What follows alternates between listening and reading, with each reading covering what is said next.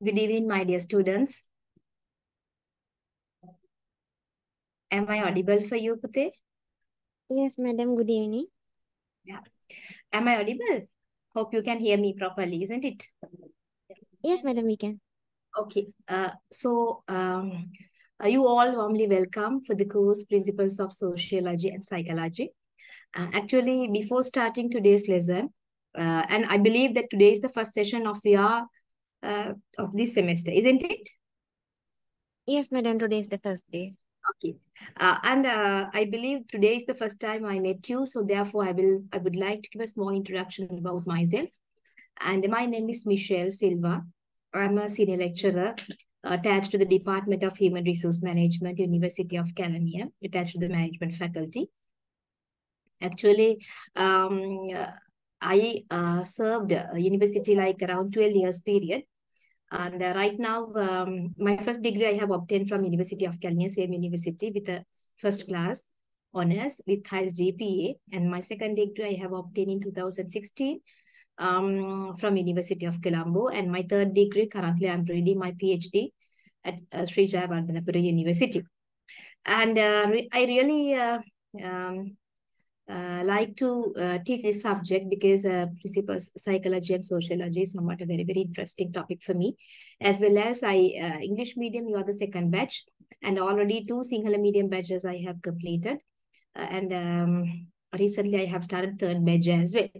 But anyhow, even though there are few participants here, but I'm not worried about it because I believe that you have capacity to absorb. Anytime you can ask a question from me, you're free to ask any question. You can interrupt my lesson at any time.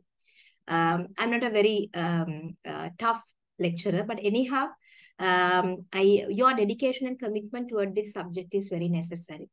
And my pattern of teaching is different. Normally, I teach with the support of videos as well as theoretical aspect like will be shared through the handout. And at the end of each lesson, I will be discussing you the exam focused question. That means like it's like a revision of the lesson. At the end of each lesson, I will be discussed with you exam focused question.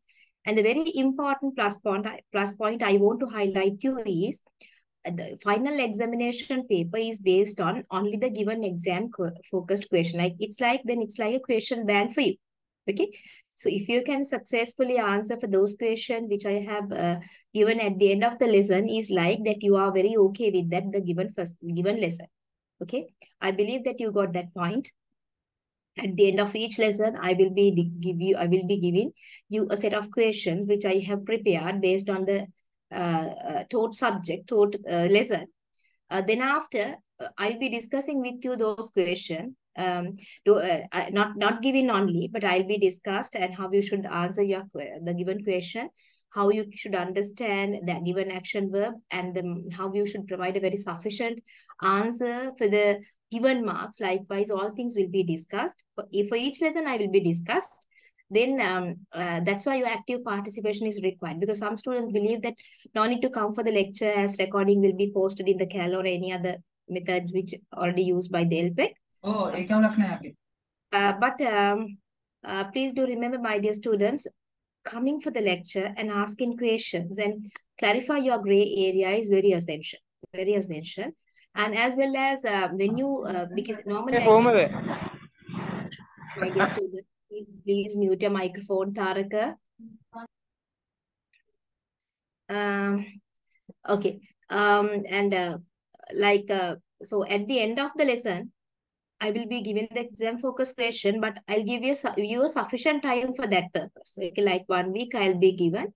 So during that week, you should attempt to answer those given questions. And later on, what you can do is you can, I'll be discussed those questions with you.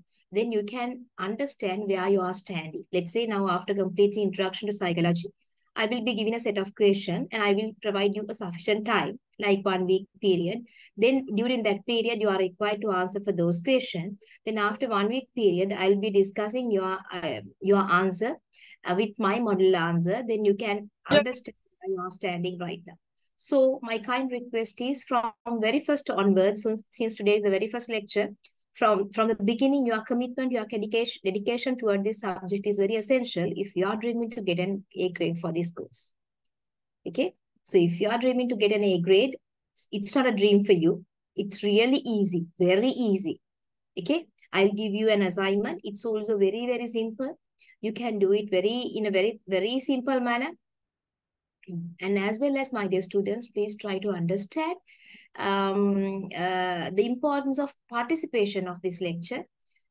Sometimes you won't be able to come for the session, regular sessions, but anyhow, like if you randomly could not be able to come, it doesn't matter, but listen the recording. And if you have any gray area, come to the next session and clarify it. It's needed. Active participation throughout the process is highly essential and appreciated. Okay, and actually, I have already given 2 handouts, Introduction to Psychology, like a Word document, PDF document, as well as PowerPoint presentation. Okay. Hope you have received both, isn't it? Yes, madam, received. Okay. Let's start the process. Yeah. Before starting the process, I would like to know, since there are only 9 participants, 1 from LPEC University, I would like to know who you are. No need to switch on your camera. And if you can appreciate, I like to see your faces. But anyhow, it doesn't matter if you're not in a position to on your video. But please give us more introduction about you, who you are, where are you working right now, or if you are a student, doesn't matter. Tell me a very small introduction about yourself and your area where you live right now. Shall we start from Dedushakya? Please unmute your microphone and give.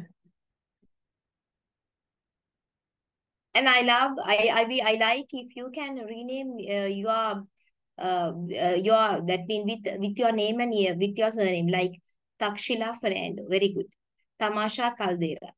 Tamasha Sharinka. Likewise, if you can rename your name with your surname, then I can call easily. Since there are 2 Tamashas, one is Tamasha, the other one is Tamasha. Okay. Shall we start from Dedushakya? Or never mind. Any other volunteer? Any other volunteer who wish to give a small introduction about you, like what's your name and where are you from? That's sufficient. Hi, good evening, madam. Yes, good evening, Pute. Yes, Takshila. I'm Takshila Fernando. Yes. I'm from Katunayakal. Currently, I'm working at Everest Industrial Lanka Private Limited as an HR assistant. HR? Assistant. Very good, very good. Okay. For 6 years. Yes. And I'm Connection issue. I think your voice is not very clear for me. But anyhow, I heard that you're from Nigambo area. You are human resource assistants in capacity. Okay, thank you, Takshila. Then any other one? Any other person? Hi, Niha? ma'am. Yes, Prabhu. Yeah, first of all, I'm really sorry for the background noise because I'm out at the moment. So it's Nihara here from Nugegoda. So currently I'm working as a partnerships executive at Creately Synergics, which is a Australian software company. So the reason for me to start it, because this is my second bachelor's. I did my first bachelor's in biotechnology. So I'm coming from a science background, but since my job scope and the job has changed into IT industry, so I thought of getting an additional qualification. So that's why I started this bachelor's. So I did the diploma first. So after doing that only, I thought like I should get this also done. That's about it. Great, great, great. I believe that you have capacity and you can complete this degree, no doubt, always. Okay, wish you a very good, Thanks, ma'am. all the best. Okay, another one. Another volunteer. Another volunteer, Putte. I just want to know the profile of our group. That's why I'm asking. Otherwise, like Nafis. Yes, Nafis. Good evening, ma'am. This is Nafis. Hello, can Yes, you hear Nafis. me, miss? Yes, very clear. Yeah, this is Nafis from Trincomalee. Now I'm doing HR talent acquisition in a TGL agency in Colombo. I did a diploma in lpec campus also. And also I'm a NCT civil engineering holder diploma. That's it. Good, great. Thank you for the nice introduction, Putte. Then Pramudi. Pramudi. Hello, good evening, madam. Good I'm evening, from good day. Bimal Shah. I'm from Negoda. I'm following a degree at University of Sri Jayawardhanapura, external degree. Wow, great. In addition to that, business administration or what is the degree? Public management, external. Public management. Okay, Yeah. okay, Thank great. you, madam. Okay. Then Takshila Fernando has already given Tamasha Sharing. Tamasha Sharing. Tamasha or Sharing, I don't know. Yeah, miss, it's Tamasha Tamasha. Sharinka. Okay, Sharinka. Okay, good. Miss, I'm Tamasha Sharinka from Panadura. Currently, I'm working as an intern at Commercial Bank of Ceylon. Intern mean like, are you following any other degree apart from this? No, this is the first degree. This is the first degree you're Yeah. following. You work as an intern right now. Intern, yeah. Okay. Yeah. Okay. Then Tamasha Caldera. Tamasha Caldera or Tamasha Caldera, I don't know. Hi, good evening. Hi. Yes. I'm Tamasha Caldera from Maharagama. I'm an entrepreneur. I have my own company. So it's basically with event planning, decorations, like things. Very good. So Very that's it. really appreciate. Entrepreneurs are here from different backgrounds, different profiles. Really happy to see you all here. That's why I just want to know the profile. That's why I was asking any other volunteer. I think Dedu Shaka is only one. Dedu. Okay. If Dedu is never mind. If Dedu wish to share her information, you can share. Otherwise, let's start the lesson. Okay, introduction to psychology. So simply before starting this lesson, introduction to psychology, what you thought about psychology? Have you learned this subject before? Psychology. Actually, before starting this today's lesson, I would like to remind you these principles of sociology and psychology. This course has three important parts. Will be discussed psychology. Then secondly, sociology. Later on, counseling will be discussed. But when I compare the weight of the three areas in the course is like 50% will be discussed psychology, 30% will be discussed sociology, and like 20% will be discussed counseling, employee counseling. So actually these three areas are three different subjects. Since the time is a limiting factor, we have amalgamated all these three important areas under cluster under one basket, known as principles of sociology and psychology. But I will give high weight for psychology, so that's why we have to start it from introduction to psychology. Like 9 lessons will be covered, and then after we'll be discuss sociology. Okay, let's try to discuss what is psychology and goals of psychology. And actually, different scholars' contribution have been already explained here. And let's try to understand, let's try to cover what they have said about the psychology, what are their findings towards the development of this course, development of this area. Let's try to understand what is psychology. So from your point of view, what is meant by psychology? What is meant by psychology? What is meant by psychology? Yes, Nihara. Psychology means basically how our mind behaves and works. So the point of like the study of how our mind behaves Yes. in a very Yes. simple manner. Yes, very good answer for that. Actually, thank you, Nihara. So basically, psychology, we discuss about it's like study of human mind. Study of human mind. People believe that simply it's study of human mind. Is it all about psychology? Can anybody add another idea for that? Simple idea. The very simple idea is like very exactly said by Nihara. Yes. It is a scientific study of personal behavior. Yes, yes. Thank you so much. Can I know your good name, please, Pute? I'm Takshila Fernando. Yeah, Takshila Fernando. Yeah.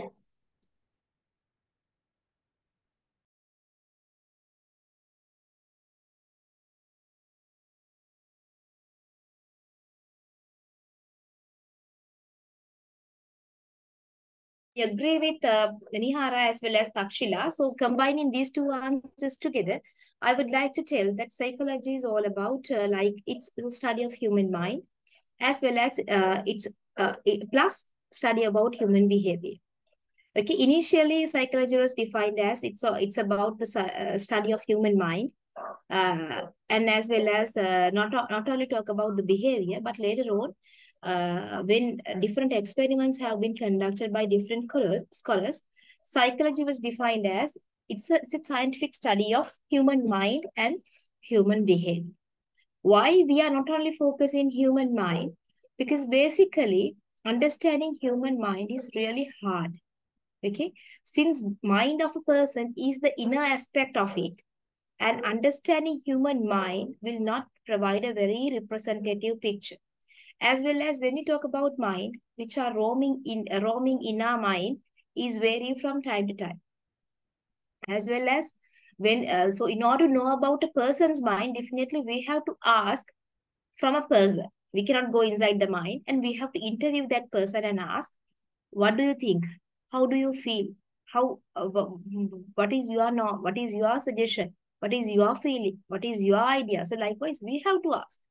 So how we can ensure whether they will tell the exactly whether they're providing frank opinion about about their feelings and emotion. So therefore, scientifically study about human mind is really challengeable.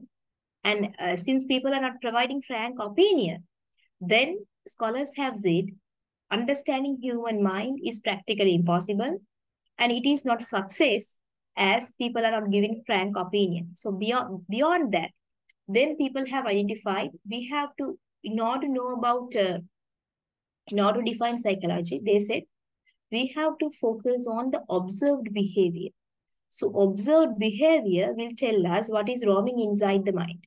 Because we know when we try to demonstrate a certain behavior, that certain behavior is directly affected by our thoughts and feelings. Do you agree with me? Let's say I want to throw a stone to a dog. I want to throw a stone to a dog. So before throwing a stone to a dog, first thing come to my mind is that dog is going to bite me. So if I did not throw a stone, then it is going to be an utter disaster. So likewise, before throwing a stone, several things are roaming inside our mind, and as well as the feeling section. Let's say, first thought come to my mind is to throw a stone to a dog. It's a cognition, okay, mind. Then after feeling section is, then suddenly I feel it's not good. So if I throw a stone to that dog, it will hurt that dog. It's my feeling part. Then after, my behavior is, I'm not going to throw a stone and I put it down, and what will happen automatically? I'm not demonstrating that behavior. So in order to understand the cognitive aspect of a human mind, people believe the very simple thing what we can do is to observe the human behavior. So human behavior is like an output of the cognitive processes. So therefore, finally, people come to the conclusion that psychology is all about the scientific study of human mind and human behavior. Did you get my point? Did you get my point? Is it clear for you? Raise your hand. So do I require to explain it again? Clear, If I want to explain it again, no worries, I can do it.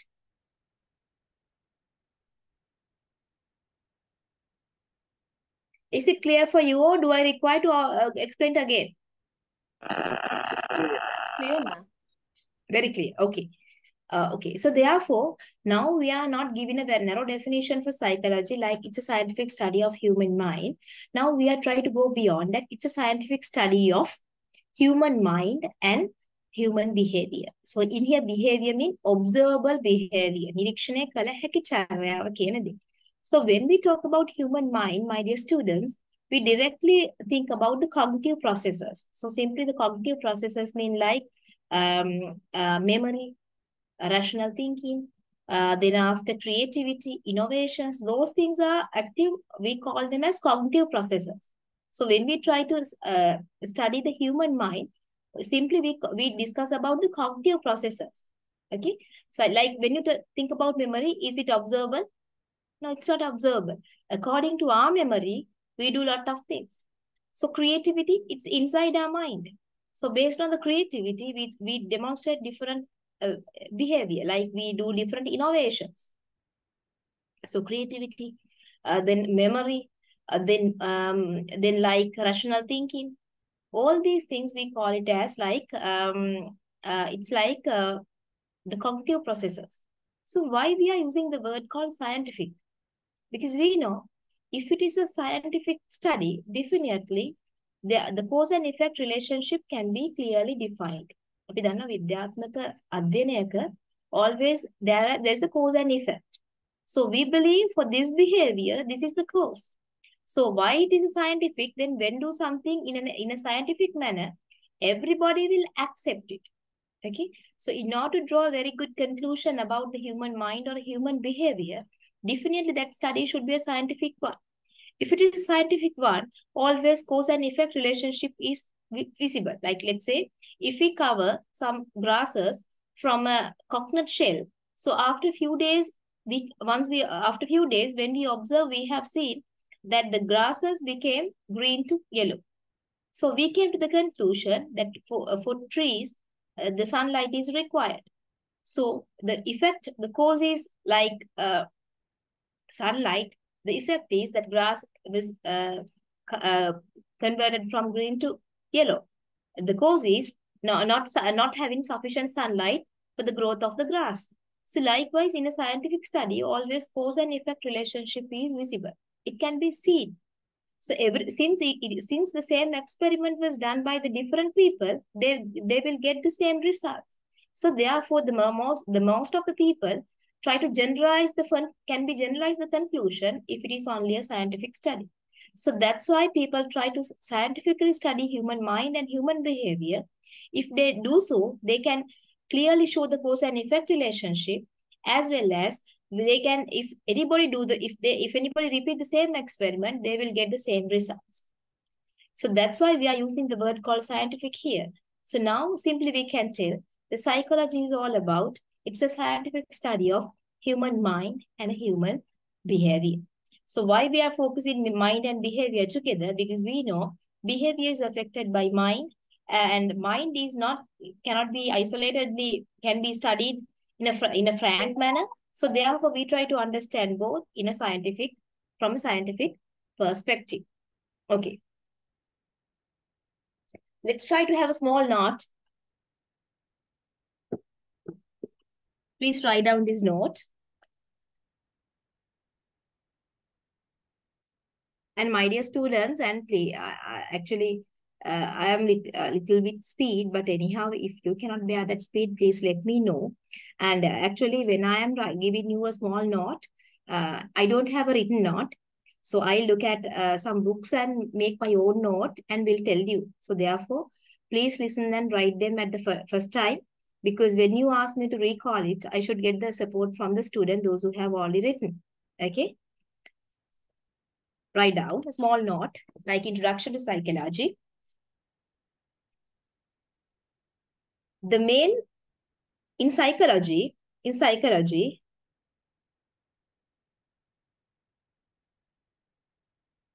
human being is the central point. In psychology, human being is the central point.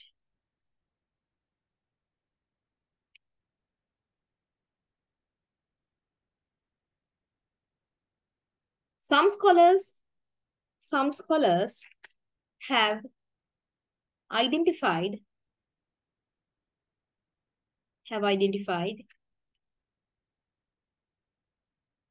psychology is all about, some scholars have identified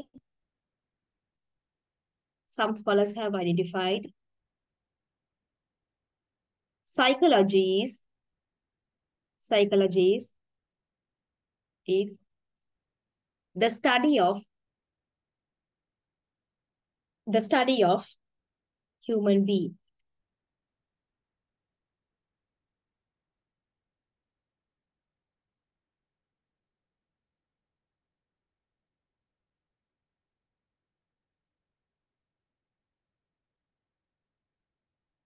As well as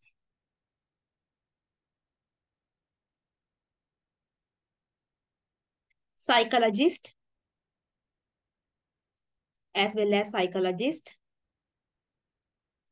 study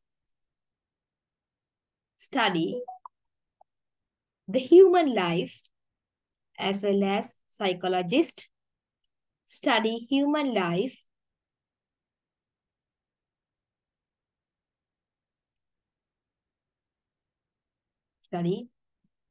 human lives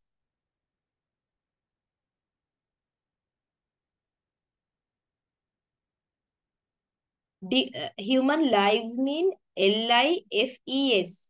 Human life means ජීවිතයේ. Human life, LIFE apostrophe S. Human lives, different perspective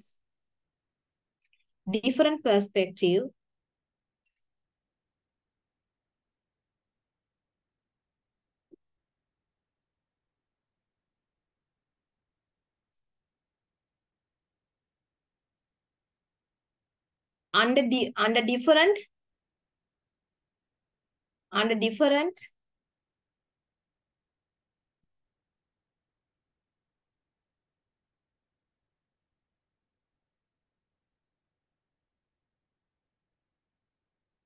different types of developments.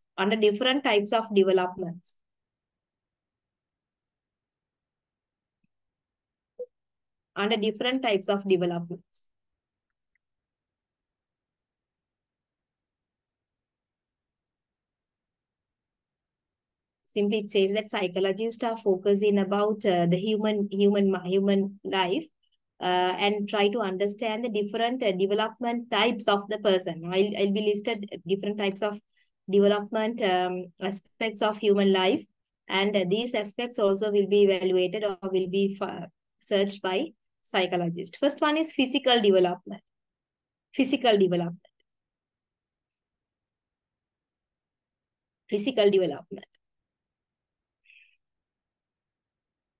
කියන සිංහලෙන් කායික සංවර්ධනය කියන. So Sigmund Freud's psychosexual stages will be discussed later. Physical development. and personality development. In psychology, these are the few areas where we are discussing about human life. Physical development. Second one is personality development.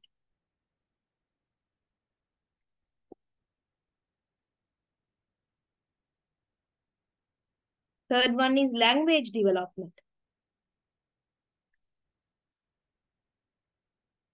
Language development.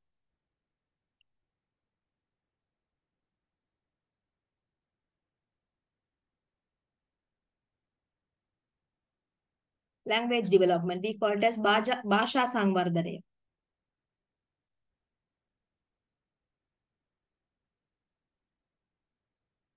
Then emotional development. Emotional development.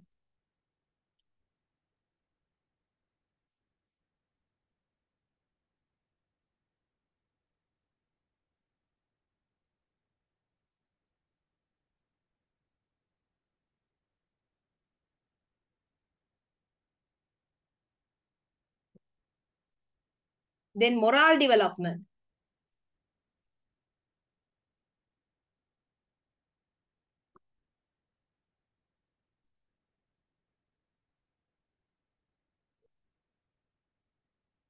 Moral development.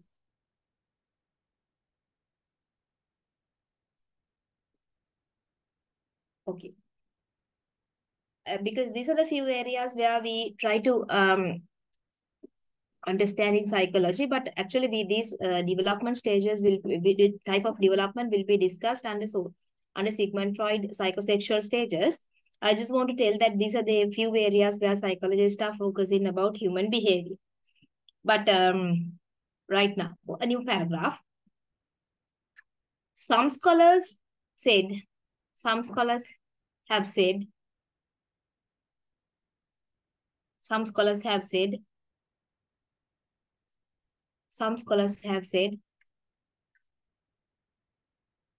psychology is all about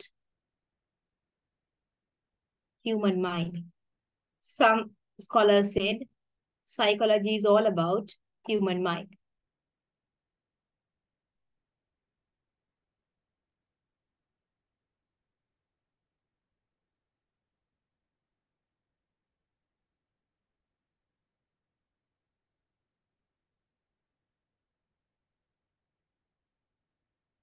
Practically, psychology is all about human mind. Practically, studying human mind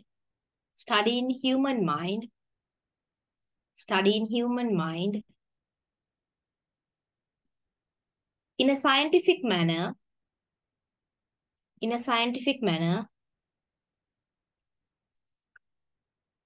is really hard.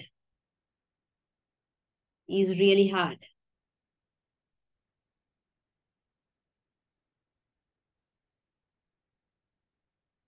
Is really hard.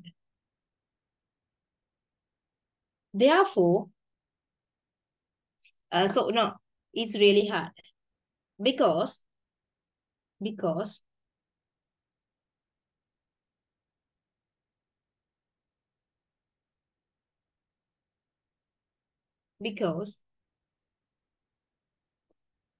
human mind is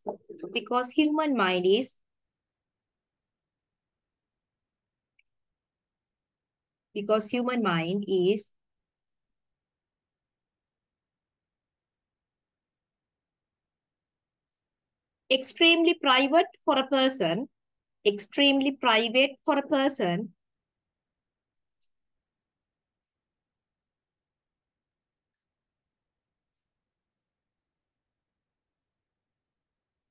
and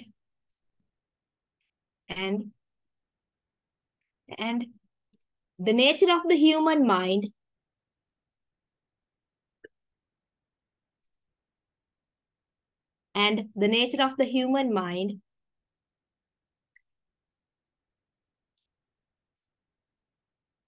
is vary from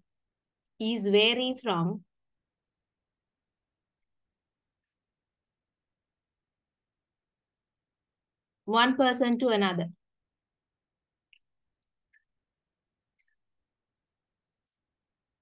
is vary from one person to another.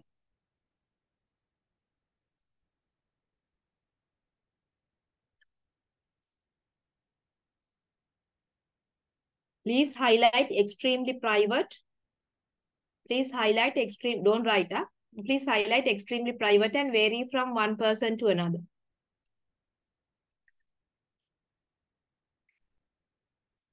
Please underline extremely private. And second point is vary from one person to another. Please highlight them.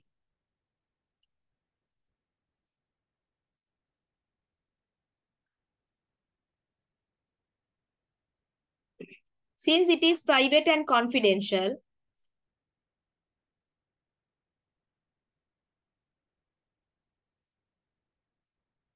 scientifically studying human mind, since it is private and confidential, since it is private and confidential,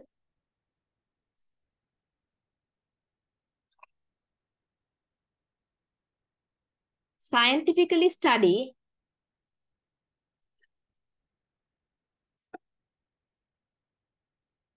human mind is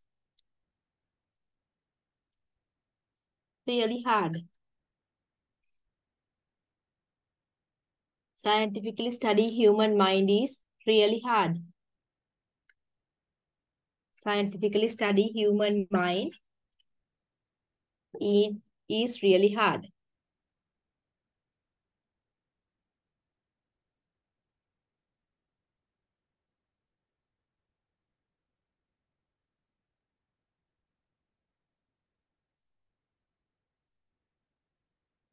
Moreover,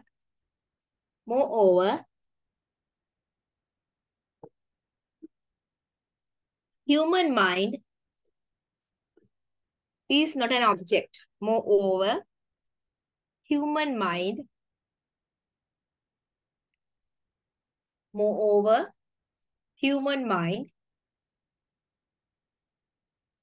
is not an object. Moreover, human mind is not an object.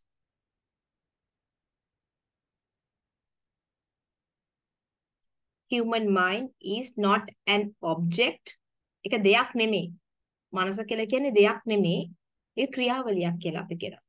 Moreover, mind is not an object, but it is a process. It is a process. But it is a process.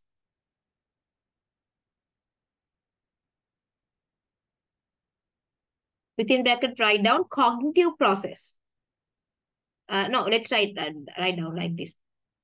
It's a process. Mind is comprised with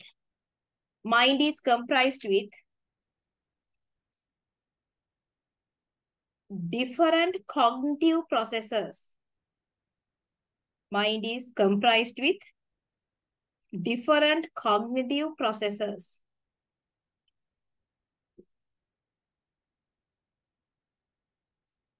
Mind is comprised with different cognitive processes. The meaning of cognitive mean අපි කියනවා ප්‍රජානනික කියලා. ප්‍රජානනික ක්‍රියාවලීන් කියලා. ප්‍රජානනික cognitive processes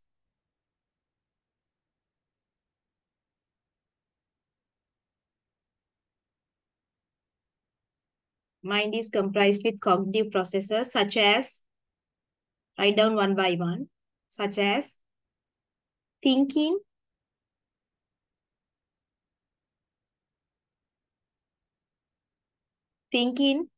second one is rationalization, තර්කණය කියලා අපි කියන rationalization,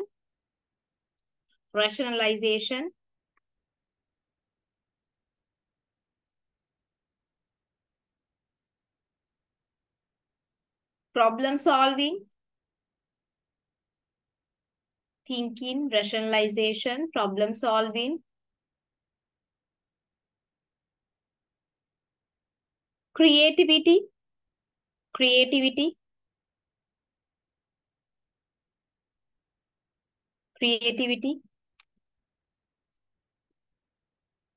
reasoning, reasoning, හේතු දැක්වීම.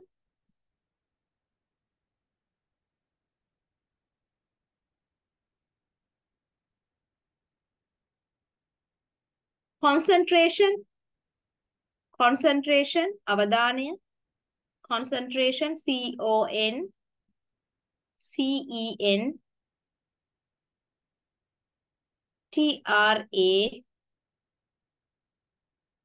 CONCentration, concentration.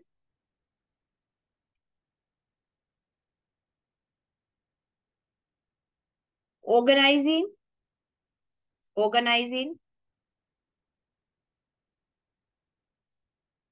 interpreting, organizing කියන්නේ සංවිධානය.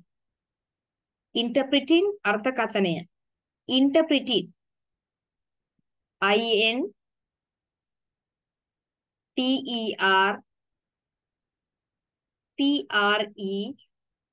INTERPRETING, interpreting. memory, මතකය, etc.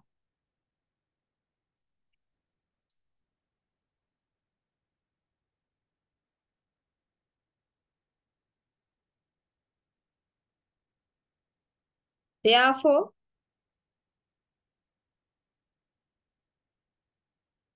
simply we can tell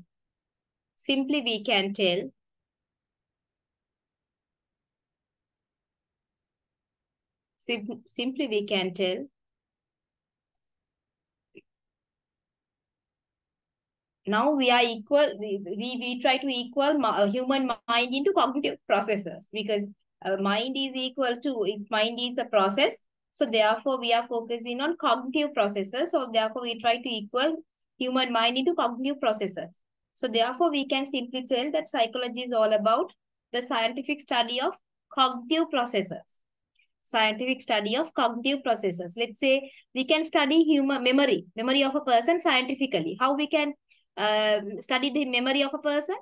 Through the examination. So when we give an examination, a person, the way he or she have answered that paper will reflect the level of the memory of the person.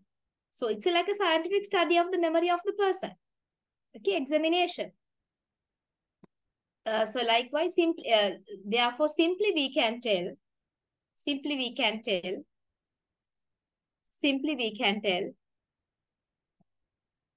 psychology is a scientific study. Simply we can tell, psychology is a scientific study of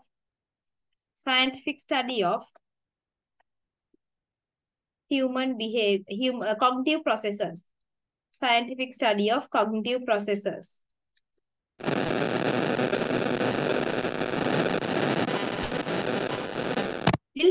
Still the definition is not comprehensive. Huh? Only part have been covered here.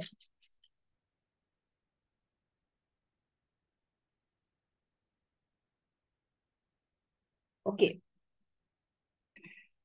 Now right now we can tell psychology is a scientific study of cognitive processes. I have listed few cognitive processes listed here, but if you're interested, you can find more.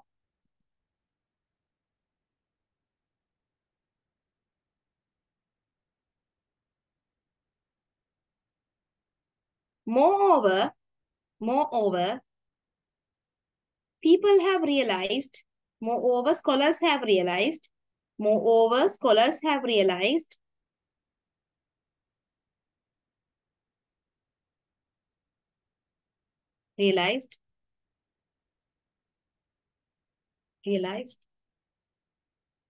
the observable behavior.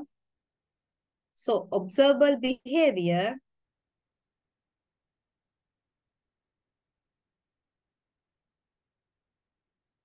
should be scientifically studied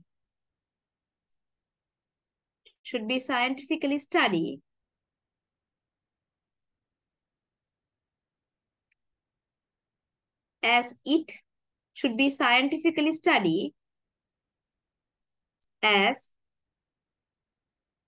it affected by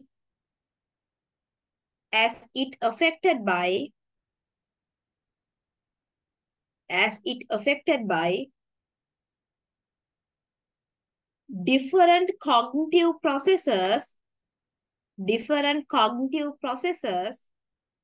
of a person.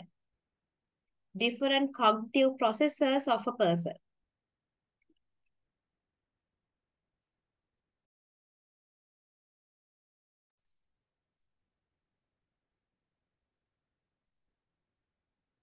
So the very good example is right now you are participating for this lecture. So right now you are writing something what I am telling here.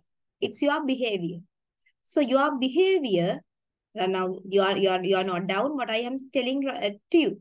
So your behavior is governed by your cognitive processes. So what are the cognitive processes involved with your right now behavior is attention, avadane. You attentively focus on what I am telling. Attention. It's a one cognitive process. Then memory. The things what I am telling you, you put all them in your mind, into your memory, and then recall them and write down again. So when I tell like long sentence, you are not asked for me, miss, tell word by word. No. What you are telling, you absorb what I am telling and you store in your short-term memory. Then after you recall it and write down what I have exactly said at this moment. So therefore, attention, memory is already there. So if you ask a question from me, like it's like rational thinking, rationalization with you. Okay. So likewise, for a certain behavior, different cognitive processes have been evolved. So basically in psychology, we try to scientifically study both cognitive processes and human behavior. Okay. So write down, finally, psychology is all about, psychology is all about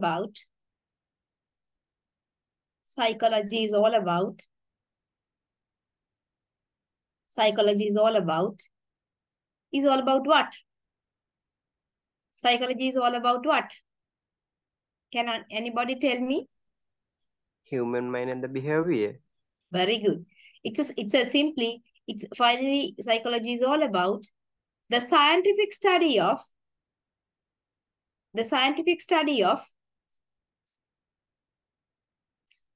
can we give a word for human mind other than what I discussed a few minutes ago? Can you tell me another word for human mind, since it is a process? Cognitive processes. Yes. Thank you. Finally, psychology is all about the scientific study of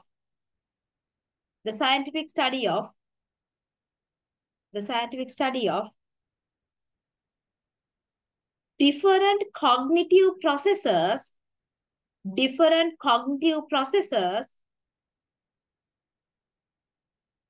and human behavior. This is the final definition for the right now. In මේ ලෝකේ 2023 8යි 16 වෙනකොට definition එක it's for the psychology, but after 10 years or 5 years or 1 year the definition may vary according to the finding of the scholars. Right now definition is it's a scientific study of cognitive processes and human behavior. But like before 50 years, the psychology is all about study of human mind. So later on, scholars have identified, no, it's not a study of human mind, because studying human mind is really hard. It's practically impossible, since it is a private and confidential process of a person. So therefore, finally, they have identified mind is not an object, it's a process. If it is a process, definitely input, transformation and output. ක්‍රියාවලියක අනිවාර්යයෙන්ම යෙදවුම් තියෙනවා. පරිවර්තනීය ක්‍රියාවලියක් තියෙනවා, නිමවුමක් තියෙනවා. So therefore, always human mind is a process. So therefore, inputs are taken from the environment. Other people, actions, reactions, the changes in the environment may be the input for your thoughts and feelings.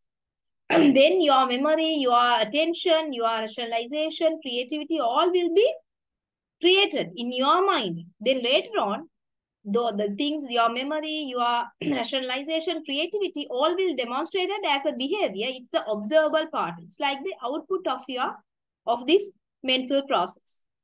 So simply the input may be like the action, words of the different people or changes in the environment. Then inside our mind, different things are happening, roaming. So like attention, memory, rationalization, critical thinking, everything's are roaming. Then later on, as a behavior, everything will be shown. Let's say now, when students is thinking whether Miss Michelle said the thing the said point is not clear for me, and then if she has any question, what she try to do is she try to ask the question. It's the behavior. Asking question is a behavior. It's visible for everybody. But we don't know what is roaming inside her mind. It may be the rationalization. It may be the critical thinking. Sometimes it may be like any other process which problem solving, etc. Rationalization, critical thinking. So therefore, as a behavior, it is the output of that mental process. So basically, psychology is all about a scientific study of human mind. So simply human mind, we can say the very correct thing is scientific study of cognitive processes and human behavior. So, and please highlight the very three keywords here is scientific, cognitive processes, and behavior. Please underline these three words in the given definition. Scientific, cognitive processes, and behavior.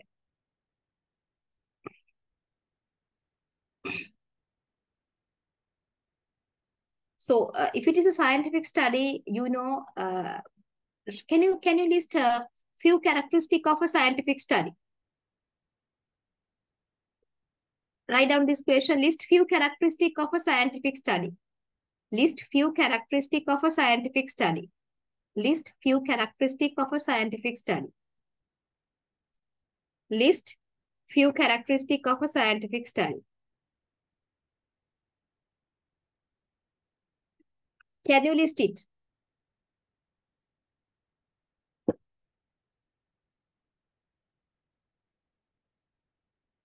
Can anybody tell me the few characteristics of a scientific study?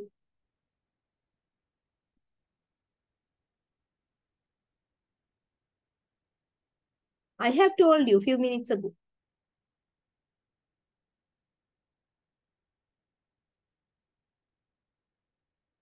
First one is cause and effect relationship.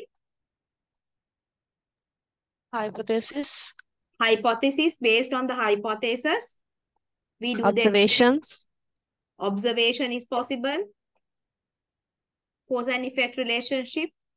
Based on the hypothesis, that means temporary true statements.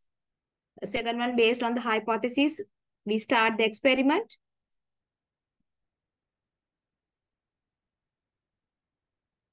Then, draw the conclusion with solid background. Draw the conclusion with a solid background. අපි වළංගු අවසානයට යන්නේ ඉතාමත් ශක්තිමත් background එකක් ඇතුව. Because since the cause and effect relationship is really strong, so therefore what will happen? Like simply, because in the scientific study, cause and effect relationship can be seen like hypotheses are already there. We do the experiment with the use of hypothesis, and we come to the conclusion with a very solid background. The very important point is, in a scientific study, we can do the generalization. The fourth point, write down, able to do the generalization. Able to generalize the findings. Simply, able to generalize the findings of the study. Able to generalize the findings of the study. Able to generalize the findings of the study. I believe that all of you have studied science until grade 11. Everybody have studied. So therefore, if generalization means apita puluwang samanya karane karan. So we can tell that, let's say, when we cover a few grasses from a coconut shell, then we came to the conclusion that for the growth of these plants, trees, so we required sunlight. It can be generalized. It can be common. It's a very common conclusion. If anybody do the same thing will be received. Finding will be the same. So therefore we can generalize. We can generalize. So scientific study, the very important point is we can generalize. So once we have scientifically studied human mind and behavior, we believe that finding can be generalized. A very good example is like let's say punishments will discourage different behaviors. Like let's say punishment will cause to discourage several behaviors. අපි දන්නවා කෙනෙක්ට දඬුවම් දීම කියන එක තව කෙනෙක්ගේ හැසිරීමක් අපි කියමු කෙනෙක්ගේ හැසිරීමක් නතර කරන්න පුළුවන්. හිතන්න අපි හිතමු somebody is blaming to the other without any solid foundation. කෙනෙක්ට කිසිම හේතුවක් නැතුව බැනවා දිනවා නම් so we can give punishment. So through punishment we can discourage that behavior. Gossiping ඔපදූප කියන එක we can discourage gossiping by giving punishment. So therefore we can generalize. If anybody do gossiping, if we give punishment, then what will happen? That the particular person's behavior will be discouraged. So we can generalize it. Okay. So therefore, scientific studies somewhat we can do generalized. It is based on hypothesis, cause and effect relationship can be seen. And we can draw valid conclusion with solid background, etc.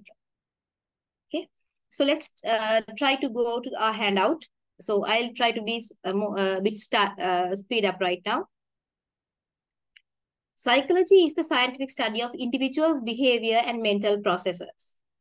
Let's explore the critical part of this definition: scientific, behavioral, individual, and cognitive.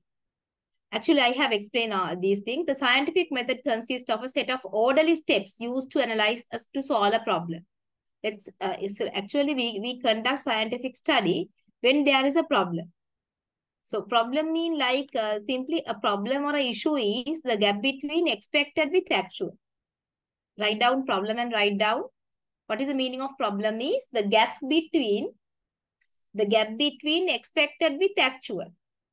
The gap between expected with actual. The gap between expected with actual.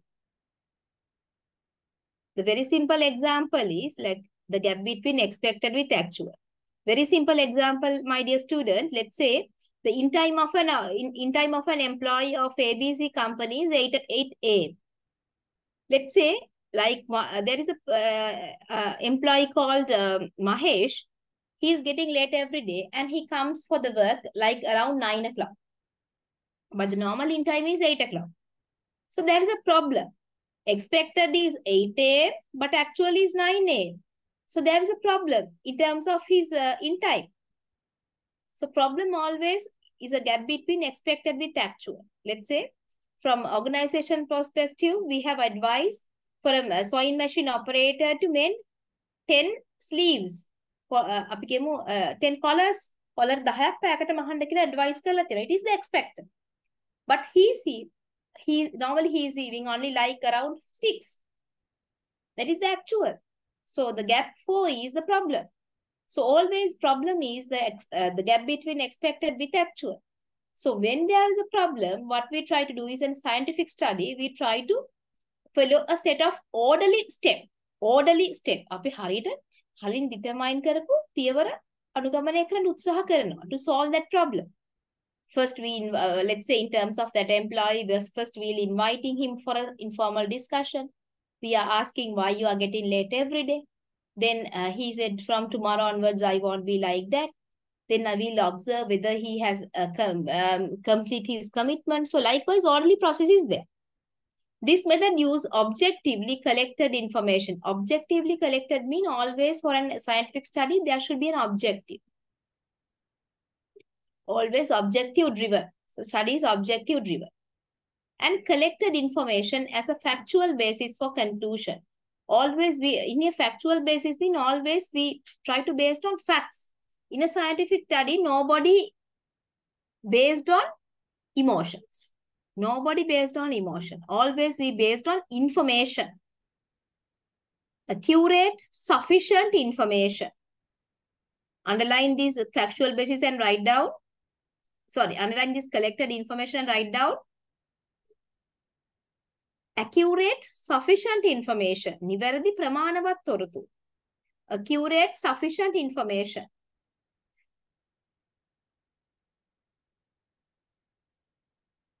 If I want to get the weight of the person, weight of a class, then if I weight only one person, it is not sufficient information.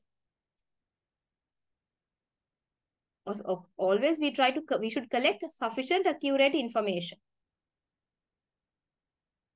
Apart from that, we have discussed more about scientific method, and behavior is how organism adjust to the environment. Behavior is action, simply action. Behavior is not only action, but behavior is both action and reaction. Please read it like that. Behavior is both action and reaction. Behavior is both action and reaction. And please do remember, my dear student, the subject matter of psychology is always observable behavior. Please highlight this word, observable behavior. Observable behavior. Observable behavior.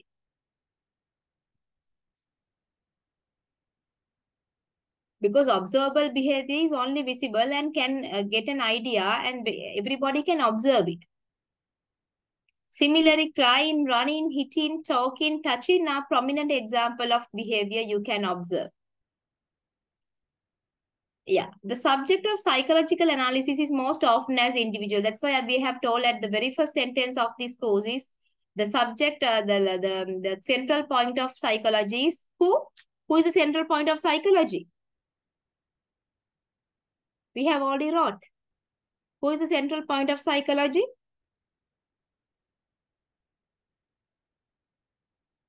Who is the central point of psychology?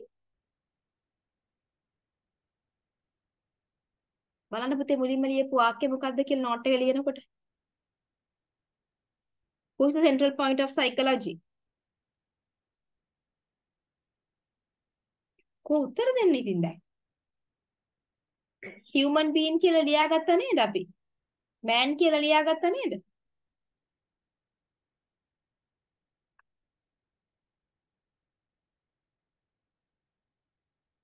Have you noted it? එහෙම ලියාගත්තද පුතේ ඔයගොල්ලෝ? Oh, miss. ලියාගත්තා. ඔයගොල්ලෝ මායිකේ ඉන්නව නේද? No. Many researchers in psychology also recognize that they cannot understand human action without also understanding mental processes.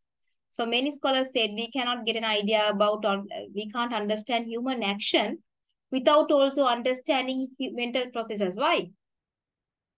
Can anybody tell me the valid reasons for this statement? Many researchers in psychology also recognize that they cannot understand human action without also understanding mental processes. Why?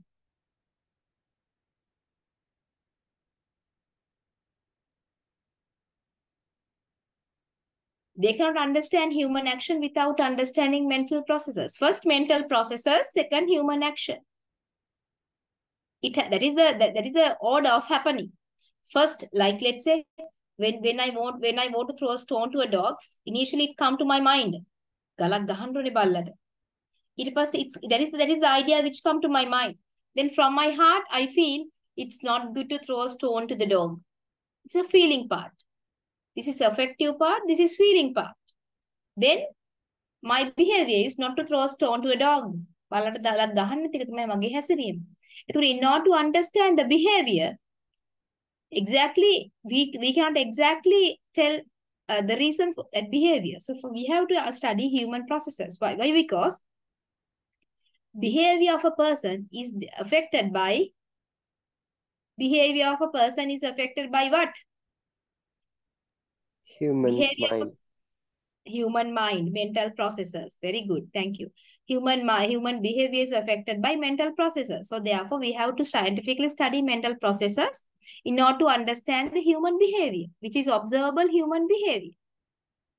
Okay. So when I give the comprehensive definition for psychology, like we said, finally, Psychology is all about scientific study of human cognitive processes and human behavior. Please underline human behavior and write down observable behavior. Please underline human behavior and write down observable behavior. Actually, I forgot to tell it at that time. Observable behavior. නිරීක්ෂණය කරන්න පුළුවන් චර්යාව කියන්නේ. සමහර අය හැංගි එක හැසිරීම් පෙන්නනවා. ඒවා අපිට වැඩක් නැහැ. If the behavior is observable, then everybody can see it. Everybody can understand the mental processes because everybody see the same thing, same behavior. කවුරු arrogant විදියට office එකේ හැසිරුණාම අපි හැමෝටම දකින්න පුළුවන් අපිට කියන්න පුළුවන්. That is the way he behaved. Okay. So the working of the human mind, much human activity occurs as private, internal events, thinking, planning, reasoning, creating, and dreaming. Like what? Can you give me a single word for thinking, planning, reasoning, creating, and dreaming? Can you give me a word for thinking, planning, reasoning, creating, and dreaming?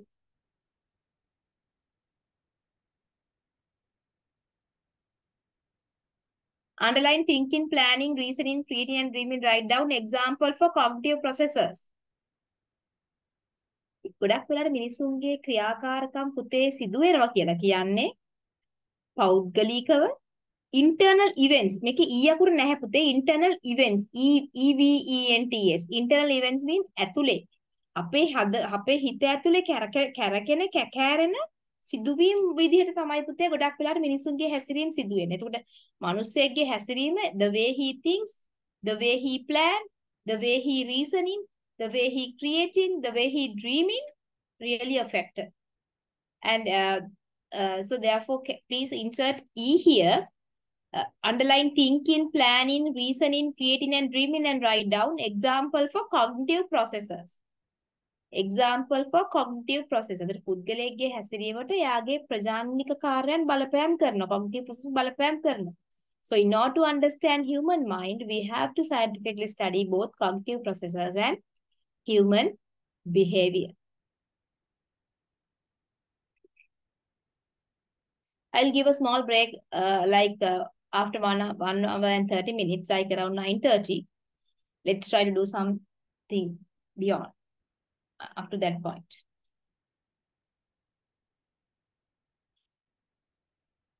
So the goals of psychology. Simply, the primary goal of psychology is to describing, explaining, and predicting and controlling the behavior. Simply, the psychologist's primary research goals are describing behavior, explaining behavior, predicting behavior, controlling behavior. So simply, let's try to understand what is describing what happens. The first task in psychology is to make accurate observation about behavior. Behavior data are report of comments about organism behavior and the conditions under which the behavior occurs. Simply, we try from the psychology, what we try to do is first we try to describe what has already happened. Describing what happens. Second one is explaining, not describing, explanation in psychology usually recognize that a combination of factors influence the most behavior. Like simply we try to observe, like to make accurate observation. First we try to observe. In psychology, first we try to observe. Second, we try to recognize the factors which influence the behavior. Secondly, we try to recognize the factors which influence the behavior. Lamek andanava. It is the observation. Second, we try to identify what are the factors which cause for that such behavior. Sometimes may be hunger. Sometimes another person may hit already. So we try to find out underlying causes. Fourth one,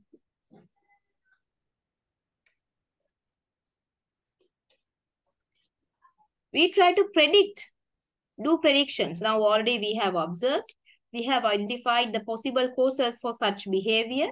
Then we try to predict. how it can be happen in future. Predictions. We try to do different predictions. So we try to draw different statements about the likelihood that particular behavior. Like simply, it's a statement about the likelihood of the behavior.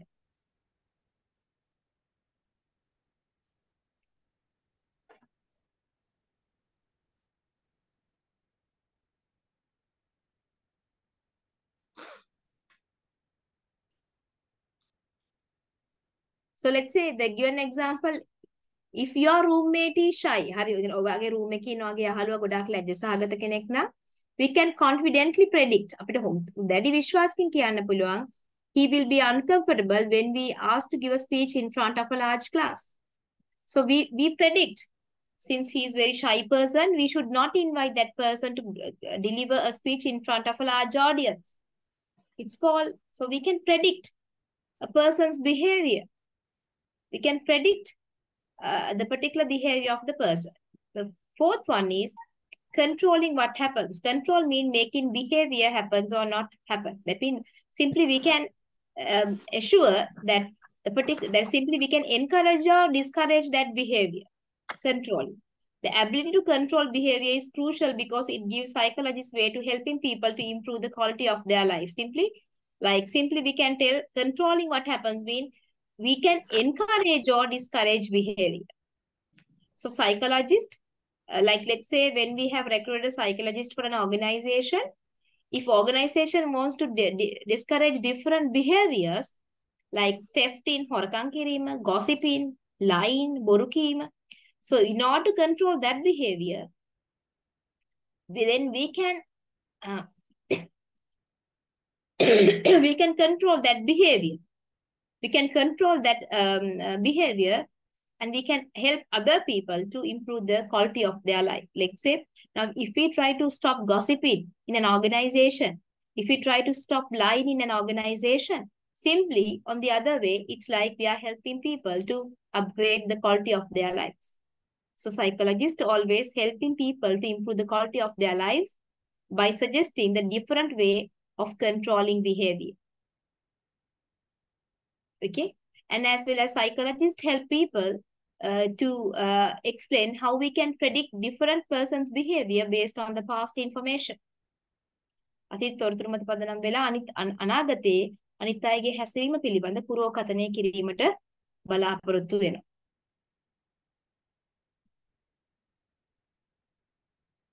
No, the very good example is when we discussing about the psychosexual stages, අපි කියනවා ගොඩක් වෙලාවට there is a oral stage කියලා කියනවා.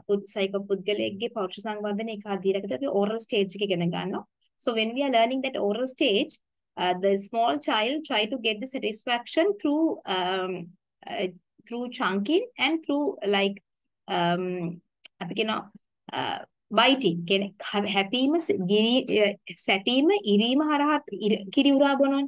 සැපීම ඉරීම සහ මේ හරහා තමයි පුංචි කාලේ පොඩි ළමයි තෘප්තිය ගන්න. So we believe that the particular behavior, because child is crying because he want to get some milk. So he want to drink some milk.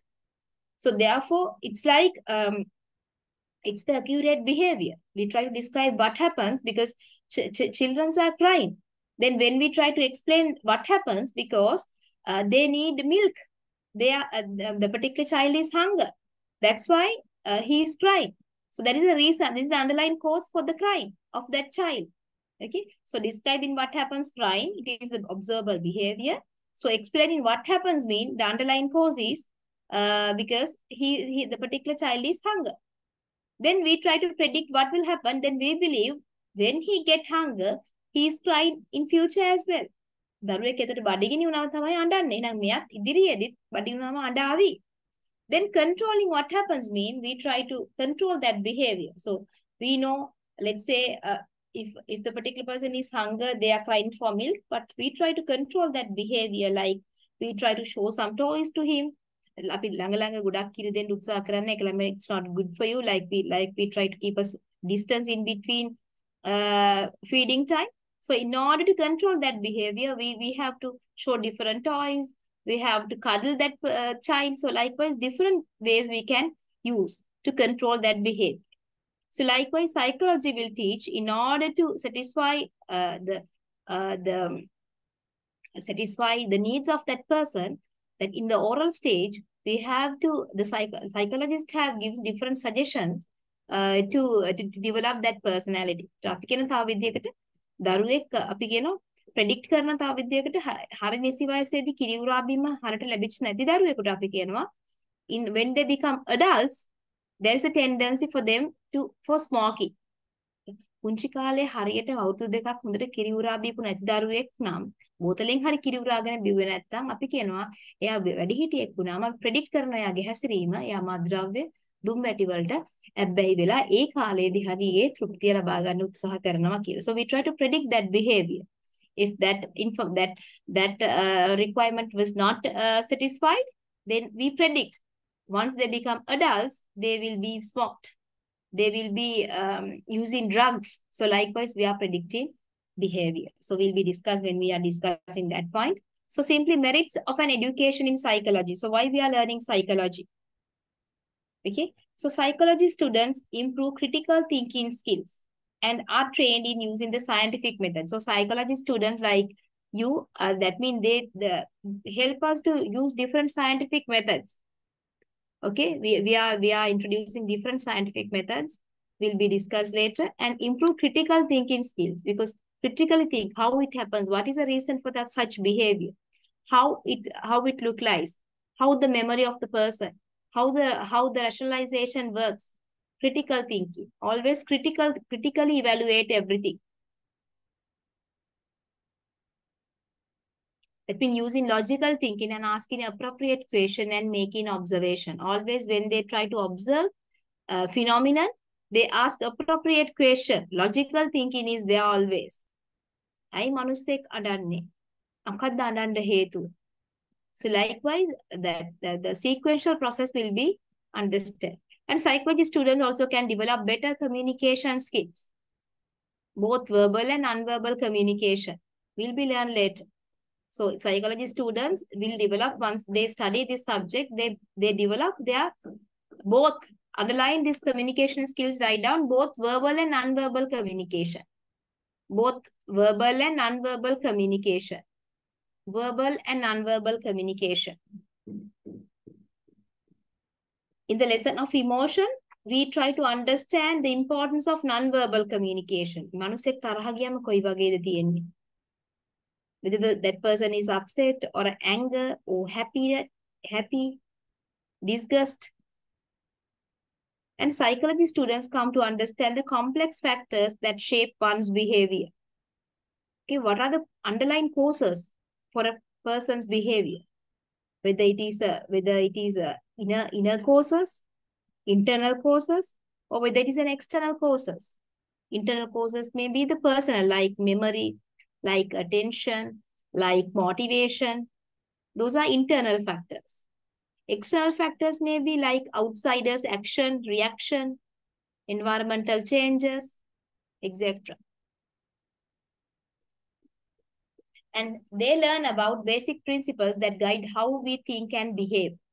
It's really important. Basically, psychology, students, those who study psychology will clearly understand the relationship between thinking and behavior. දෙයක් අපි කොහොමද හිතන විදිය කෙනෙක්ගේ හැසිරීමට බලපාන.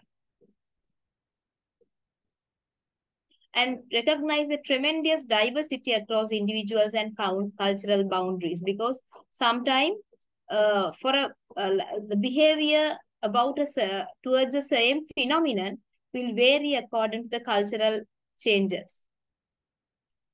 එකම සිදුවීමකට මිනිස්සු ප්‍රතිචාර දක්වන විදිය වෙනස් from different ethnic groups, from different cultural backgrounds. So therefore, they learn the diversity across individual and cultural boundaries as well. Let's say in terms of personality development, different cultural groups give different freedom to develop the personality of their people. Okay, And different, another way is like when we try to motivate people in an organization, different cultural groups, the way they're motivating their employee may be totally different. So therefore, the different tremendous diversity across individual and cultural boundaries when we will be studied later. Okay. From this point, I'll give a small break for you. Then let's try to go. I'll actually, from this point onwards, the different scholars' contribution have been explained. But I am deeply discuss about the psychoanalytical theory, which is introduced by Sigmund Freud, and the other Gestalt psychology, behaviorism, will be discussed later. So I'll give a small break for you right now, 9:25. We'll give you a 10 minutes break. Please come to your seat exactly around 9:35.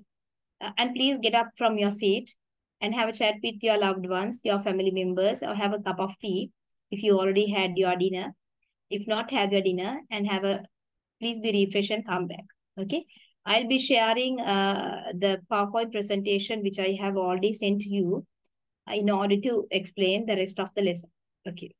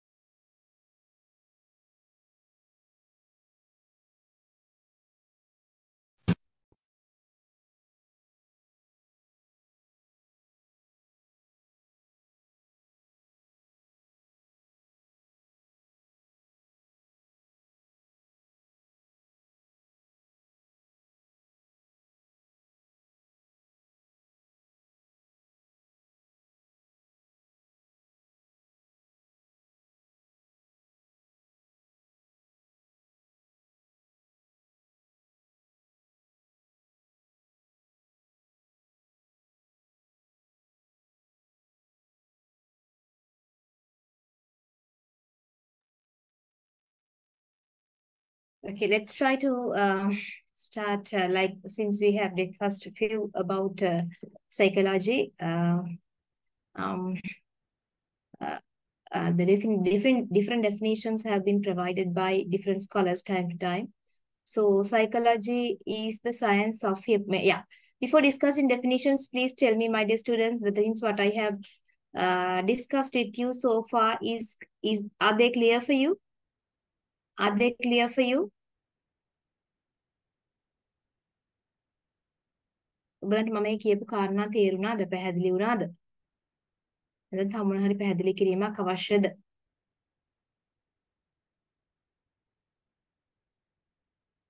Please tell me, Pute, otherwise how I know how I proceed if it is not clear for you. Yes, So Miss. is it Clear. clear? Yes, Miss. Okay. Psychology is a scientific science of mental life, and it's a William James 1980s 90s. What he said was scientific psychology is a science of mental life. Mental life here mean human mind. Mental life mean mind. It's a science of mind. It is a science of cognitive processes such as reasoning and decision making. So actually, he has identified like the mind is equal to the cognitive processes, but unfortunately, he did not cover the behavioral section of the psychology. But anyhow, 1890s also they have identified it's all about it is scientific study of cognitive processes.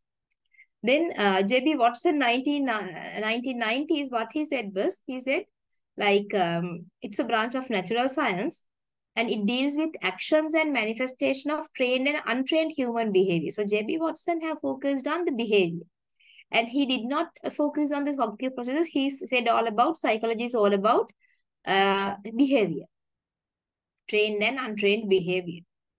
Okay. Then the third definition provided by Gomez 1931, he said, like the goal of psychology is to find general terms that describe the behavior of the living organism. And the principles here to identify and analyze and describe various working system of humans and animals. So what he said, the psychology is all about analyzing and describing the various working systems of human life. Totally different area. And psychology is generally considered as a science that studies behavior. So Norman 1951 said it's all about scientific study of behavior. 1970s, Kenneth Clark and George Miller said psychology is a study about scientific study of behavior, and it includes observable physiological changes and behavioral processes. He said yes. Before George Miller's and Kenneth Clark's, few scholars have said that psychology involved with behavior. But George Miller and Kenneth Clark specifically said it's all about observable behavior. It's all about observable behavior. Okay, that means different scholars have give different definitions time to time. But when we consider all these definitions, what we can take, what we can tell at the end of the process is psychology is all about scientific study of cognitive processes and observable human behavior. So inquiring about the definitions, the following conclusion can be drawn. So simply it says it's a subject field that can be seen as scientific field. And we have explained why it is a scientific field here. Why it is a scientific study. And no consensus among the psychologists in defining the subject area. Still, there is no proper definition for psychology. So the definition for psychology vary time to time with the finding of the different experiments. And there is more emphasis on social factors. Simply social factors mean interaction between individual and the society. That means most of the time psychology involved with the social factors. That means psychology involved with sociology. Let's see, but please do remember, my dear students, psychology, the difference between psychology and sociology is psychology always focus on single person or an individual. පුද්ගලයෙක්ගේ ප්‍රජානික කාර්යයන් හා හැසිරීම, a single person. But sociology, it focuses about the collection of people. So that is the main difference between sociology and psychology. But we strongly know for a person's cognitive processes or give me 1 second, Pute.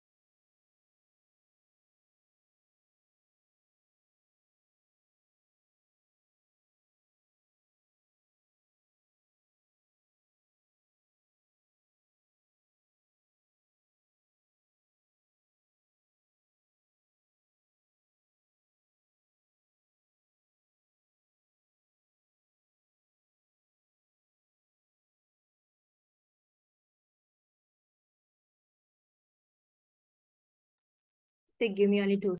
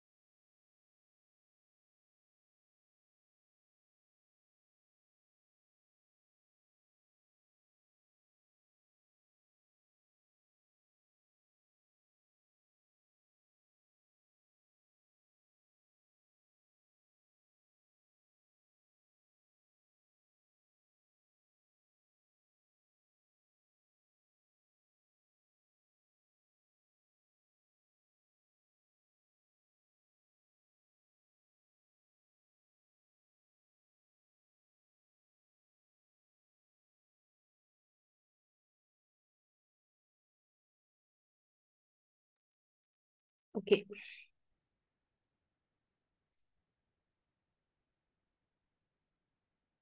Okay.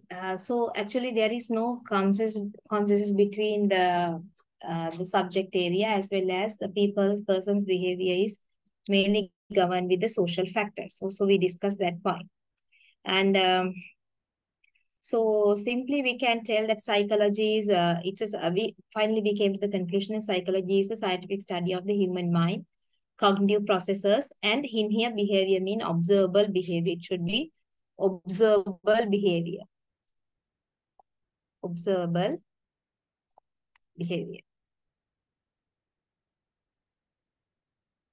As very correctly said by Nihara, explaining theories by hypothetical association. Actually, we try to simply we based on, when we try to conduct a scientific study based on different scientific methods, and we are using scientific methods to investigate, look at how and why something happens, why that behavior occurs, what kind of cognitive processes affect for that. So therefore, always scientific inquiry focus on cause and effect relationship.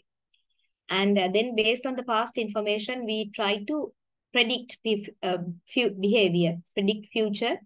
And after these statements are scientifically tested, confirmed by observation, and published, and other re-examine will be happen. So in a scientific study, we tested, we confirmed by observation. Again, observation will be conducted by other party.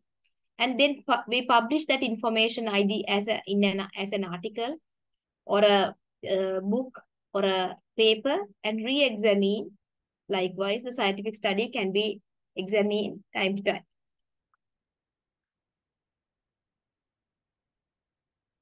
And science always deal with tangible objects. Why is the scientific study of mind limited in the world? Because we know, like it's really hard to study the human mind. It's really hard because mind is not an object, it's a process.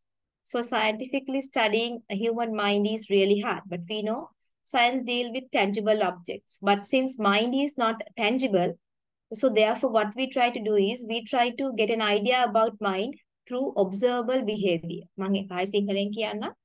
Because science deal with tangible objects, which is visible, which is observable. Since everybody can see it, everybody witness for that, but human mind is not tangible object. It is invisible. So therefore, in order to, we try to study human mind with the support of observable behavior. අපි පුද්ගල මනස පිළිබඳ අදහසක් අපිට විද්‍යාත්මකව හදාරන්න බෑ. මොකද පුද්ගල මනස කියන එක cannot be tangible. It is not visible. Simply, it is not visible. So science deal with in here either tangible or visible object. visible.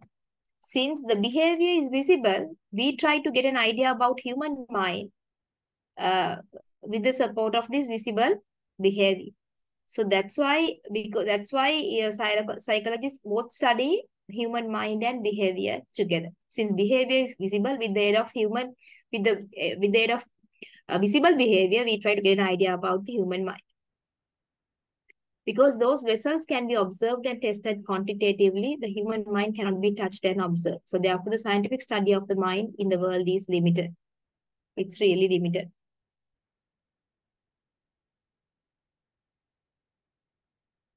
So why is psychology a social science? Why psychology is a social science? Because we know individual behavior, human behavior is influenced by other people's action. Why other people's action? Because as human beings on this earth, we cannot live as an isolated person. Okay. So therefore, we have to interact with each other. We have to cooperate with each other. That's why societies have been created time to time. So like in the pre-industrial era, like hunting societies are there. Then horticultural societies are there. Then like agricultural societies are there.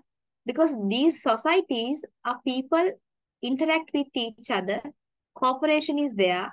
So therefore, human individual behavior and is influenced by people action and thoughts in the society. So therefore,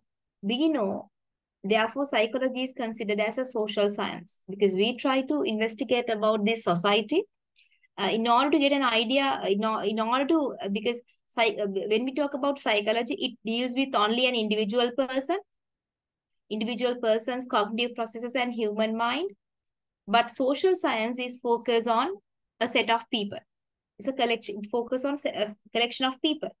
But we know, even though we are discussing psychology, even though we are focusing in psychology only about a single person, but in reality, we know definitely this individual person cannot be survived without the support of the others. So therefore, we consider psychology as a social science. Why? Because even though psychology is deal with only a single person, but we know a single person cannot be isolated. He or she should be interact with each other. The individual person's action or reaction, thoughts, emotion will be influenced by other people's action and thoughts. So therefore, we believe psychology is a social science. Sociology is simply the scientific study of the society. Society is a collection of like-minded individuals. Write down a small note here. Why is psychology a social science? Write down. Psychology deals with a single person. Psychology deals with a single person.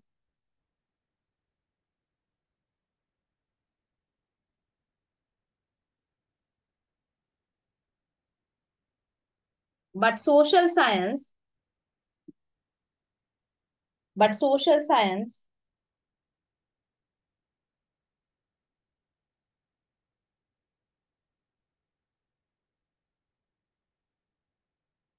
social science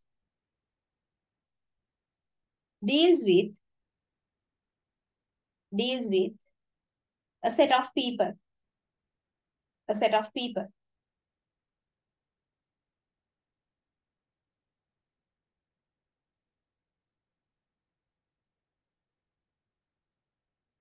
Set of people. We extremely know individual behavior. We extremely know individual behavior is influenced by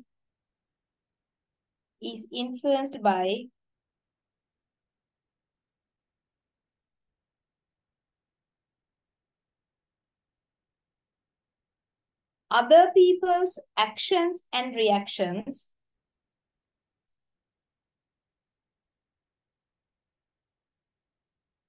Other people's action and reactions. Actions, reaction, actions, reaction, thoughts and emotions, thoughts and emotions,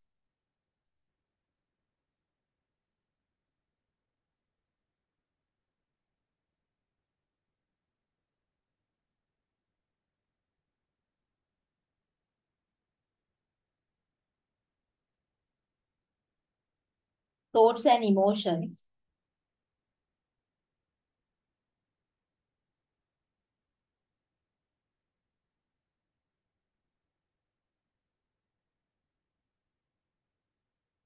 the psychology is considered as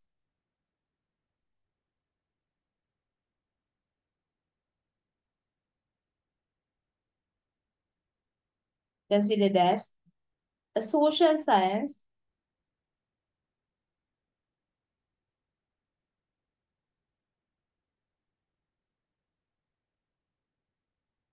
considered as social science.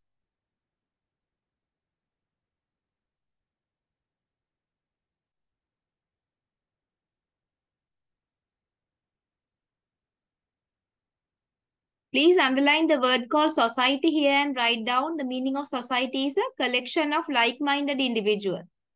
Society is the meaning of society is the collection of like-minded individuals. Society is the collection of like-minded individuals.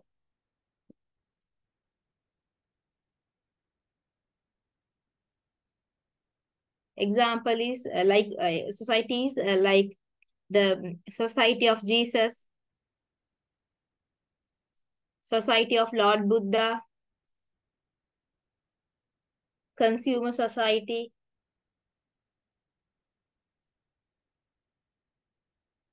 Then as a Catholic person, actually when we are following Jesus Christ, actually we have the Catholic people have like-minded individuals. Okay, their behavior governs by 10 commandments likewise. So as a Buddhist community, it's one society because the way they worship Lord Buddha is totally different than the other people. So simply the sociology is a scientific study of society, the particular society. We'll be discuss all this, like what is society, what is socialization, what is sociology, when we are discussing the sociology. But anyhow, I just want to convey here that individual behavior is affected by other set of people's action and thoughts. So simply other people's action and thoughts in society is coming under sociology. So other people's action, thoughts, action, reaction and thoughts in society is coming under social science. So that's why since the social science affected the psychology, since the individual behavior is influenced by other people's action and thoughts in society, then we consider psychology as a social science. So please underline people's actions and thoughts in society and write down it's social science. It's sociology.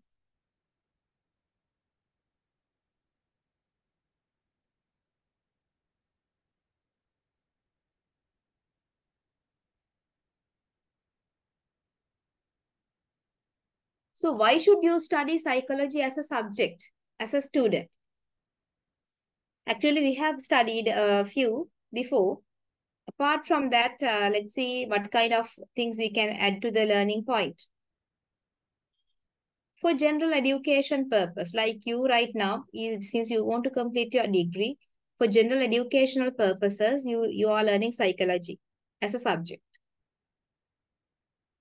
So to acquire the skill, in here I appreciate if you can insert the word called acquire the critical like skills, different skills of questioning and criticizing an incident. The very good word for this is critical thinking. Critical thinking. Critical thinking. Simply, we always in psychology we try to research, we try to question it, we try to criticize in that incident. Example.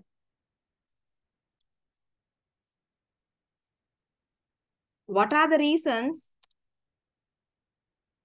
for such behavior? What are the reasons for such behavior? Is it internal or external? So likewise, we always question it. Why? What, why, how, when, where? That kind of things we are always searching. In today's world, most businesses focus on competitive information. So simply the ways to motivate employee to bring business forward by combining those information methods. So simply, since the motivation is somewhat, because when we talk about an organization, because we know in an organization, for this point, please write down, first try to listen, because in most of the businesses in today's world are very competitive. Because of globalization, many businesses are very competitive. Because of this globalization, many businesses are mushrooming. So in order to get the competitive advantage over other competitors, many people used human resource as the unique resource to get the competitive advantage. Again, I will tell you, because of globalization, the competition between in the same industry, maybe education industry, maybe service industry, banking industry, or maybe telecommunication industry, automobile industry, her competition is very high because of globalization. So in order to sustain or survive in the market, in the industry, many people, what they try to do is they utilize their most valued resource, which is human resource, to get the competitive advantage. So when we know, when we talk about human being or an individual or a human resource, so basically psychology focus on the cognitive processes and human behavior. So the psychology subject teach how we can explain behavior, how we can understand behavior, how we can, psychology help us to understand the cause and effect relationship of the behavior. And the psychology help us to predict the behavior. Psychology help us to control the behavior. So in order to control, predict, explain, and understand underlying causes, then basically we can motivate employees to achieve organization goals and objectives. Okay, since psychology help us to explain the behavior, psychology help us to predict the behavior, psychology help us to understand the cause and effect relationship of the behavior, psychology help us to control the behavior, then automatically we can govern the behavior of the employees in an organization, and automatically we can use their skills, knowledge, and attitudes for betterment of the organization. මනෝවිද්‍යාව කියන විෂය අපිට උගන්වනවා පුද්ගලයෙක්ගේ ප්‍රජානික කාර්යයන් සහ හැසිරීම පිළිබඳව. ඒ හැසිරීම කොහොමද පාලනය කරන්නේ? ඒ හැසිරීම අවබෝධ කරගන්නේ? කෙනෙක්ගේ හැසිරීම ක්‍රමවත් කරගන්නේ කොහොමද කියලා psychology will teach us. So therefore, since we can control the behavior of the person, employees, automatically we can motivate employees, we can develop personality of our employees, we can we can improve the emotional intelligence of our employees. So all these things will be covered under psychology. So later on will be discussed maintaining emotions, how we can motivate employees, how we can develop personality of a person, how we can increase the memory of the person. So all these aspects, all these cognitive processes will be discussed in psychology. So when we know how we can develop the cognitive processes, then automatically it is positively affect the behavior of the person. Then after eventually this behavior help us to achieve organization goals and objective. Okay, write down that point. And the third point, under the globalization,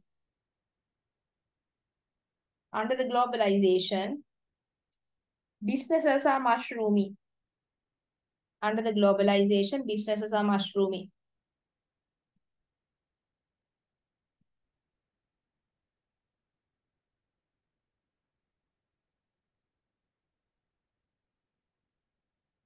Human resource. Excuse me, miss, can you say again? Okay, sure. The previous point. Because of the globalization,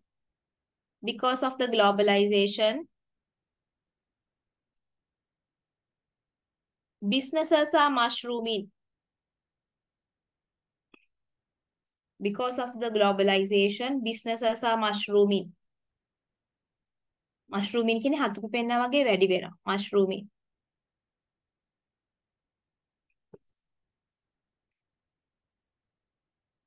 Therefore,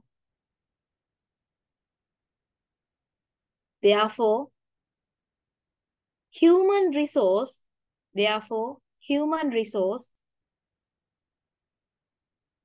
is the only resource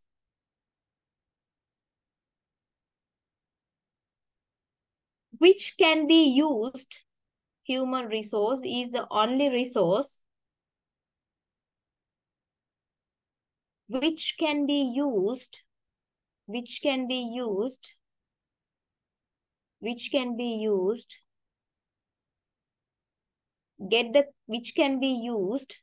to get the competitive advantage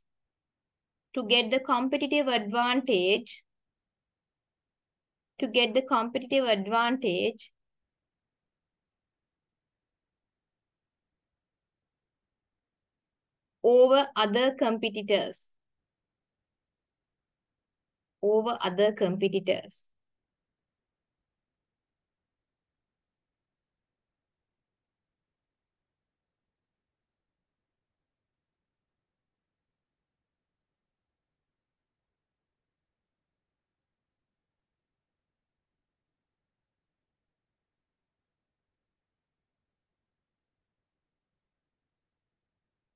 Please underline only and write down. Only. Underline the word called only and write, put an arrow and write down.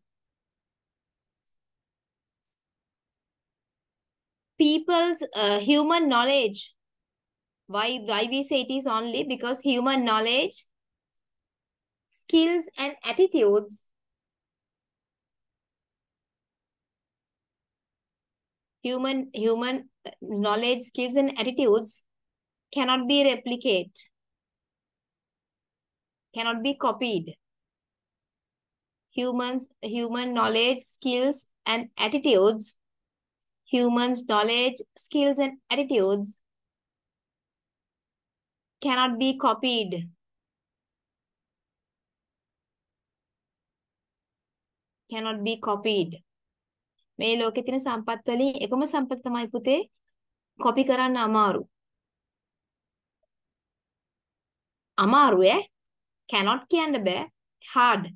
Simply it's really hard. Why? Because if anybody try to copy the knowledge, skills and attitudes, like it can be done, but it takes a long period. අර පුරුදු පුහුණු වෙලා ඉගෙනගෙන it takes time.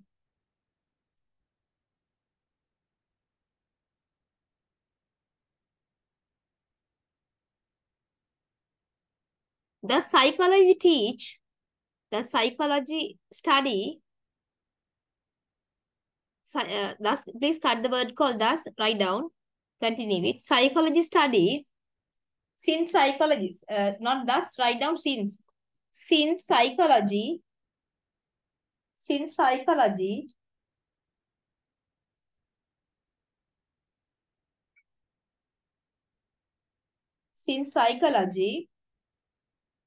focus on human cognitive processes. The psychology focuses also on human cognitive processes and behavior. Human cognitive processes and behavior.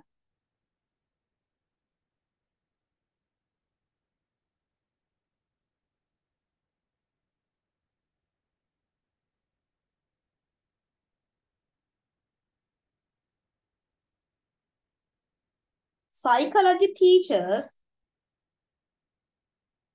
psychology TEACHES, psychology teachers TEACH,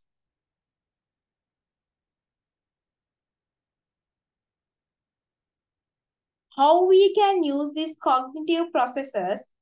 Psychology teachers, how we can use, psychology teachers, how we can use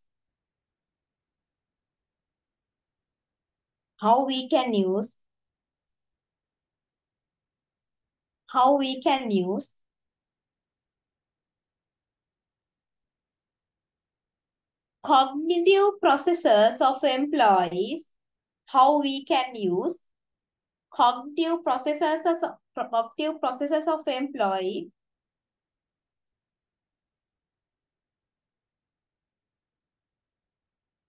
for the betterment of the organization. For the betterment of the organization.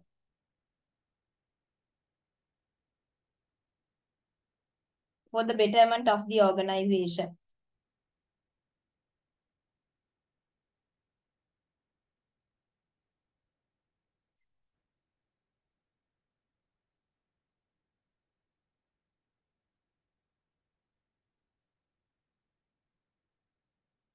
So underline the cognitive processes of employees, you can write down critical thinking, rationalization, example for cognitive processes of employee which can be used for betterment of the organization. Critical thinking, reasoning,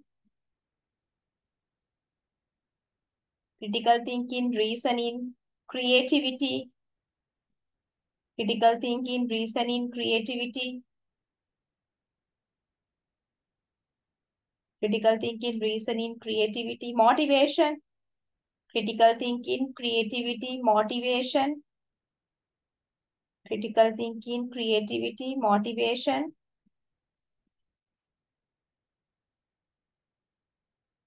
reasoning, etc.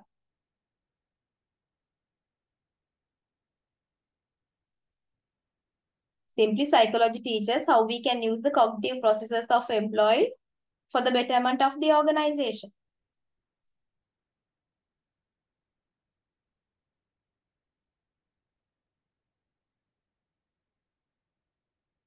To increase student scientific literacy. Simply, since the psychology is all about scientific study, since scientific study focus on the very systematic procedure, student scientific literacy means psychology teachers to follow the like simply like systematic procedure.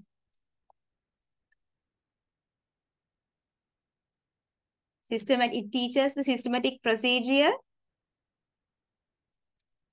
for generalization.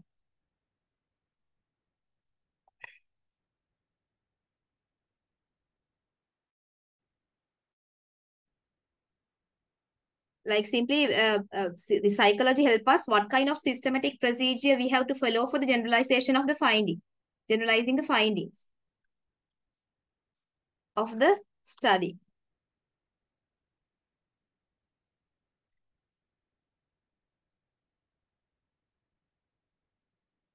Simply the systematic procedure may be like data collection, scientific literacy. So if you want, you can write down the steps of a scientific procedure.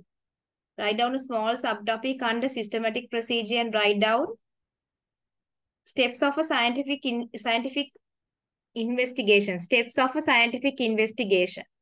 It is not only valid for psychology, for any discipline, any discipline which conducts scientific inquiry, then these steps are valid, okay? Steps of a scientific inquiry. Steps of a scientific inquiry. Data collection. First step is data collection. Steps of a scientific inquiry, data collection.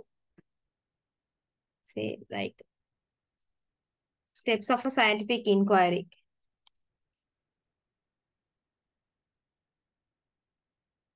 Inquiry.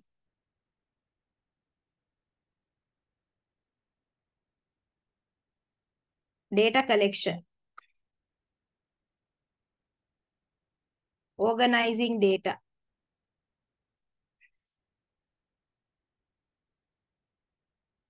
Then analyzing data.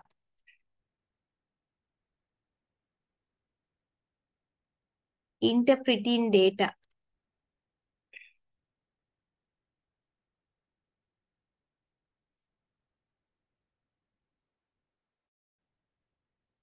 Then finally presenting the conclusion.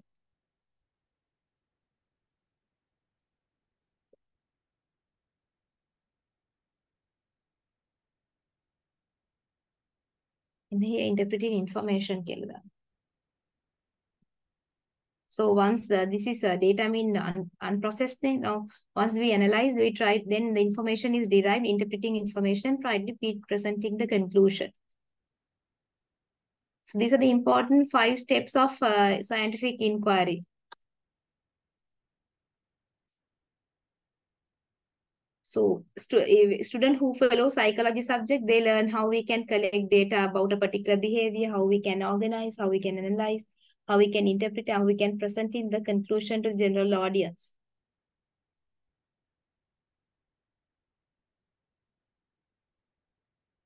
So simply, as a subject, we learn this to understand where they are now. Where they are now mean where, like simply, what we can tell is we can understand where people are, like simply where they are now mean like they mean students. Okay, when they know about psychology, like as a student, sometime I also wonder how the way I thought in the ancient time. So simply when we study about psychology, when we study about different cognitive processes, when we study about different behaviors, we can understand as a human being who we are right now, how we think.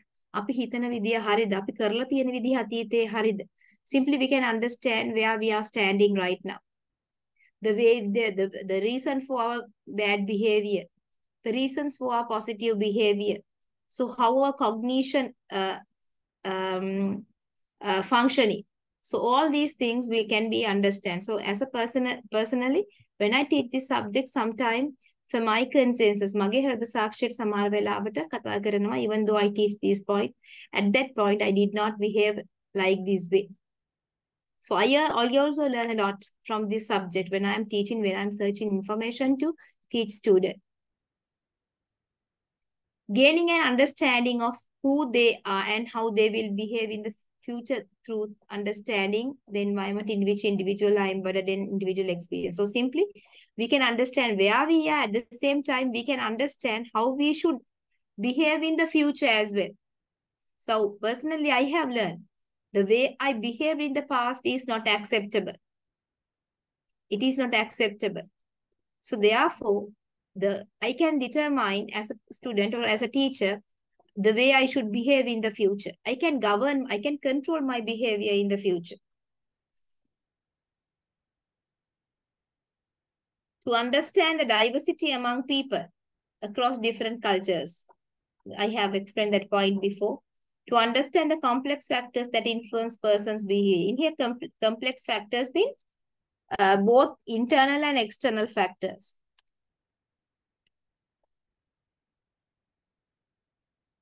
Both internal and external factors. Internal factors mean inner factors like our thoughts, our emotions, our beliefs. In here, internal mean thoughts, emotions,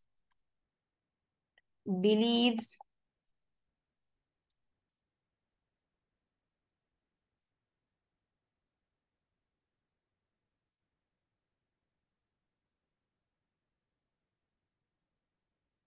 External factors may be like action and reaction of others.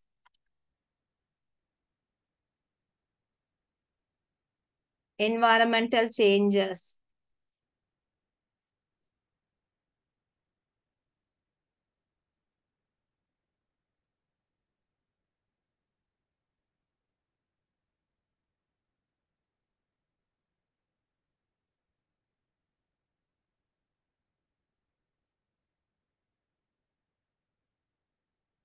Etc. So simply we can understand, even though we are demonstrating different behavior, so when we study this subject, we can understand what are the possible reasons why we behave at that point, because our thoughts were like this, our emotions were like this, our beliefs were like this. So simply it helps us to control our behavior, and it teach us to how we should behave in the future. So therefore different teaching important facts will be elaborated. as when we are studying this subject. Okay.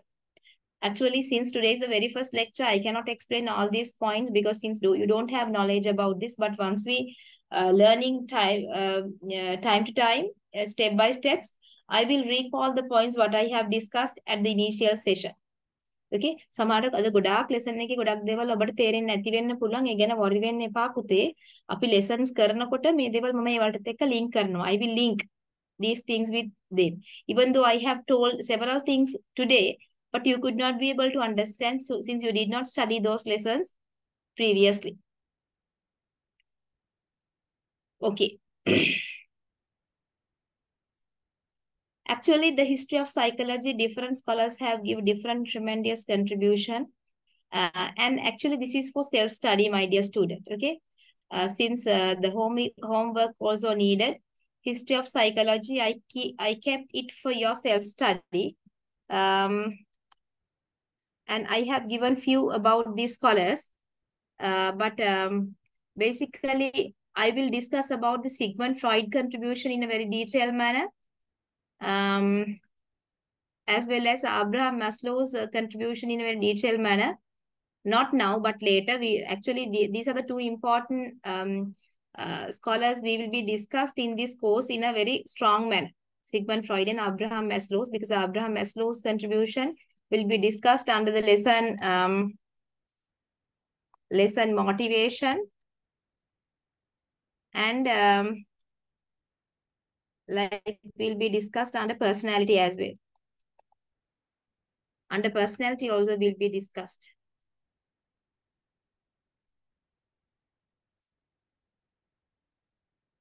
Okay. Sigmund Freud contribution will be discussed under 3 models. I will be teaching them later, but if the time permits, we'll discuss with you today. Like Sigmund Freud's, he has explained 3 important models. So William James, Ivan Pavlov, John B. Watson, F.B. Skinner, and Carl Roger. And actually, you should have some kind of knowledge about these scholars. Since time is a limiting factor, I cannot teach each and everything. But as well as I have already provided you some some note about the perspective of psychology in page number 3, structuralism and functionalism and Gestalt psychology, behaviorism, and humanism likewise. So under humanism will be discussed. Okay, take out your PDF document in page number 6. Under humanism will be discussed Abraham Maslow's contribution. Under humanism will be discussed Abraham Maslow's contribution.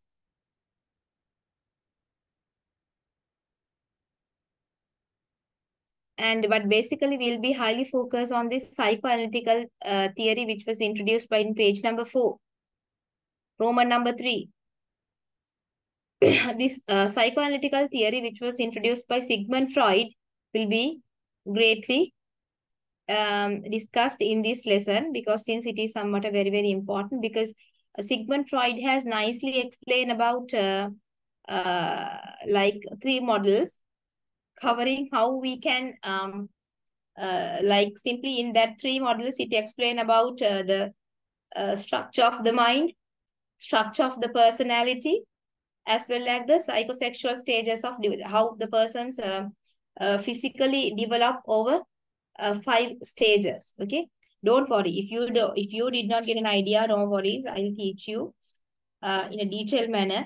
But anyhow, Sigmund Freud's contribution will be highly focused.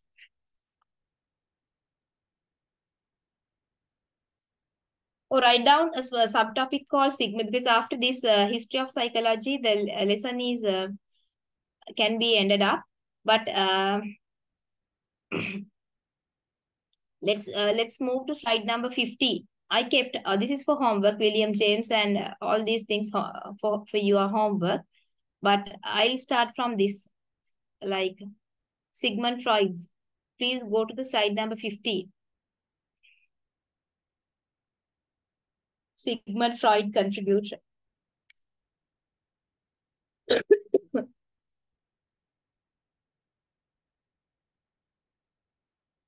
Actually, before discussing Sigmund Freud, please go to your PDF document, Pute, and look at the last topic, which is some branches of psychology. Actually, since the psychology is talking about individual person or a human being or a person or a man, this psychology subject is touching the different aspect of person's life. Okay, let's say now when we talk about biopsychology, simply this biopsychology explained how understand how the structure and function of the nervous system related to the behavior. අපේ නියුරෝන පද්ධතිය අපේ nervous system එක කොහොමද කෙනෙක්ගේ හැසිරීමට බලපාන්නේ biopsychology. Then cognitive psychology, it simply focus on how our cognition, thoughts, and affect the behavior of the person. Cognition, thoughts, and their relationship to our experience and our action. Simply how the cognition and thoughts link with the behavior of the person. Cognitive psychology. Development psychology talk about simply it focus on the development across lifespan. This development psychology nicely explained by Sigmund Freud through psychosexual stages. Development psychology, simply it explain about how a persons develop across a lifespan. පුද්ගලගේ ජීවිත කාලය තුළ දෙයක් කොහොමද සංවර්ධනය වෙන්නේ කිය.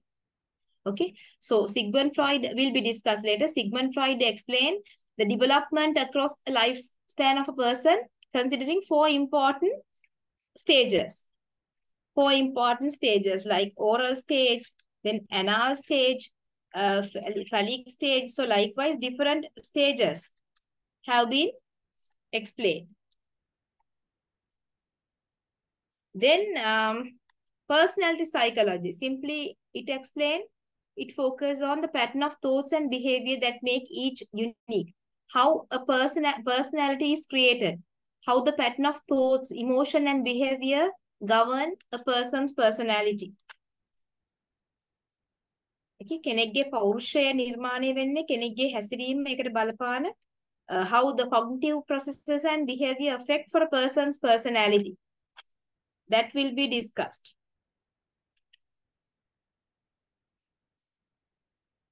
So on development psychology, it focuses on about 5 stages. So in front of development psychology, write down, as an additional point,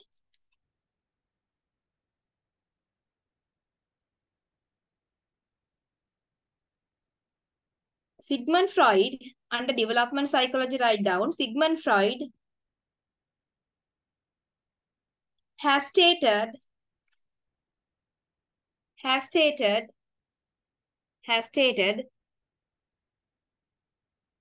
an individual, Sigmund Freud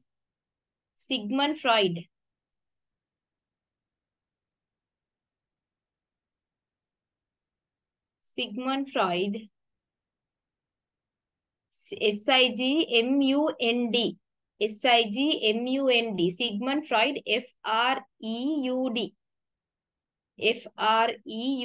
Sigmund Freud, S-I-G-M-U-N-D, F-R-E-U-D, Sigmund Freud, has said an individual is developed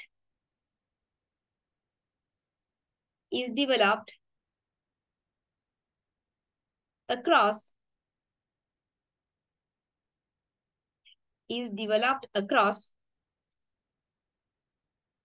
5 stages, 5 psychosexual stages,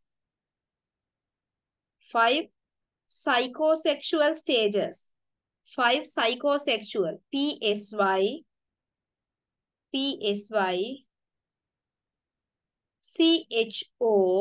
5 psychosexual. I am telling the letters for psychosexual. P-S-Y-C-H-O, SEXUAL. XUAL. Psychosexual stages.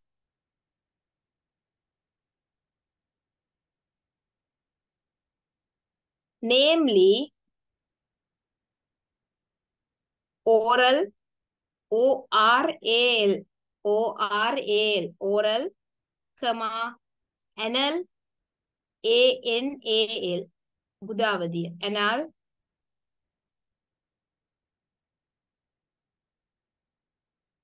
Third one is phallic, PHALLIC,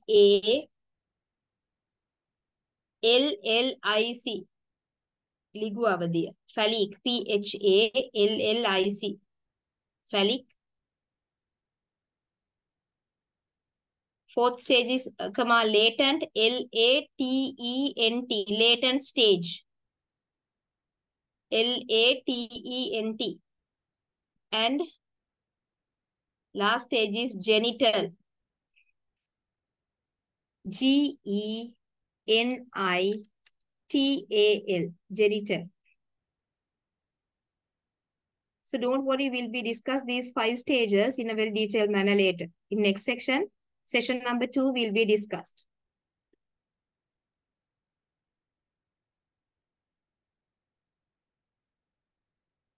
Simply the social psychology.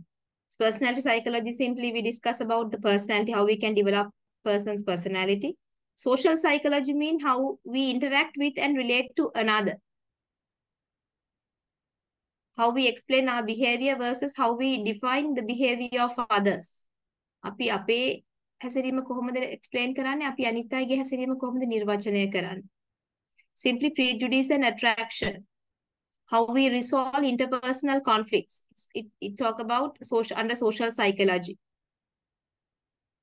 Then industrial organizational psychology.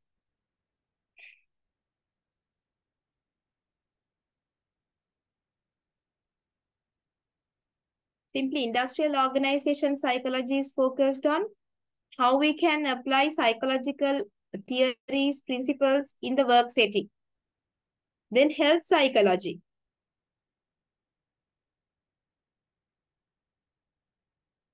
Clinical psychology. So likewise, different aspects other than these things like environmental psychology, then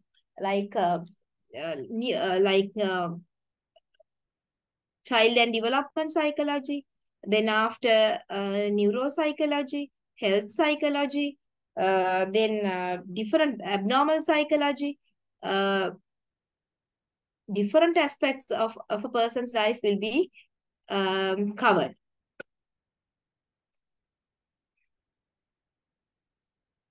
Okay, I just want to show that psychology is not a single subject. It has several branches. Why it has several branches? Because each and every stage of a person have been captured, like sports psychology.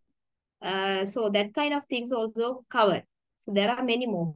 මනුස්සයෙකුගේ ජීවිතේ හැම අවස්ථාවක්ම වලටම මනෝවිද්‍යාව සම්බන්ධ වෙනවා. ඉතින් මනුස්සයාගේ හැසිරීම සහ ප්‍රජානිකාරයන් අපි යෝතින් ක්‍රීඩාවට එකත් එතනදිත් සම්බන්ධ වෙන නිසා sports psychology, health psychology, neuron psychology, social psychology, personality psychology, cognitive psychology, biopsychology. So likewise, every aspect of the life is governed by cognitive processes and behavior. So therefore, there are different fields of specialization. There are so many branches of psychology. I just want to convey that message. That's why I have listed few here. But there are many more branches of psychology.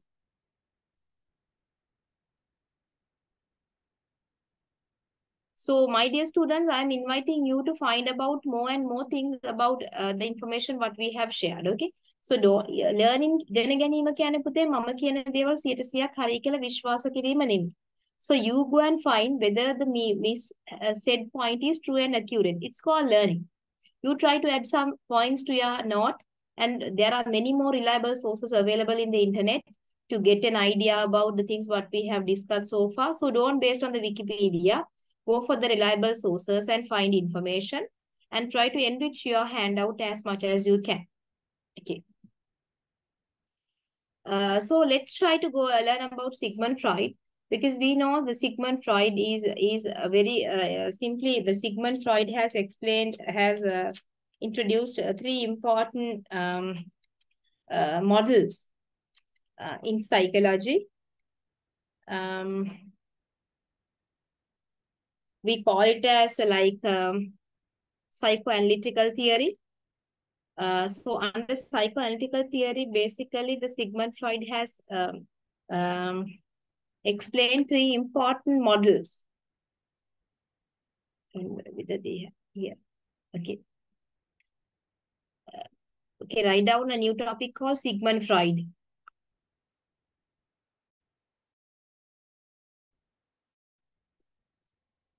Sigmund Freud. Sigmund Freud. So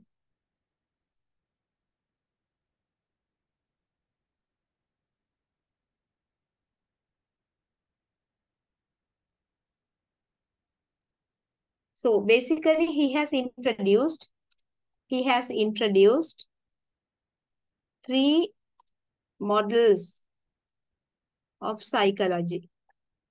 Three models of psychology.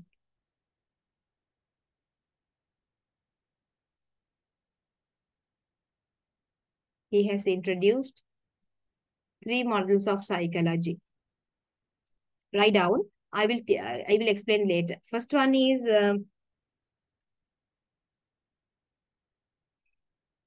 let's say like in a very simple manner.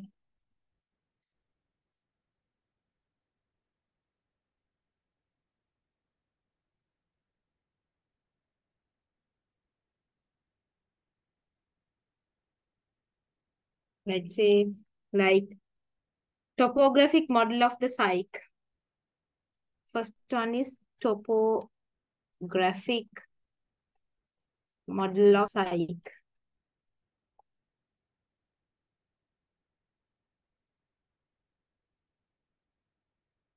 Simply the way of organizing mind of a person. The way of organizing, the way of organized a mind of a person. Mind of a person. අපි කියන සිංහලෙන් අපි කියනවා මනස සංවිධානය වී ඇති ආකාරය කියලා. Three parts of mind, according to him. Consciousness,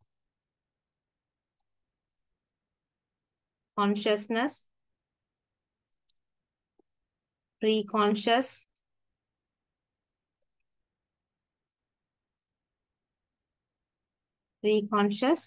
and unconscious.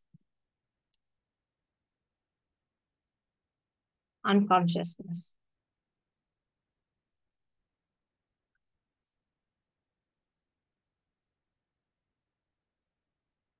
Then second one is structural model of the psyche.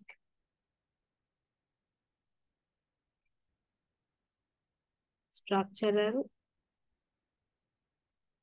model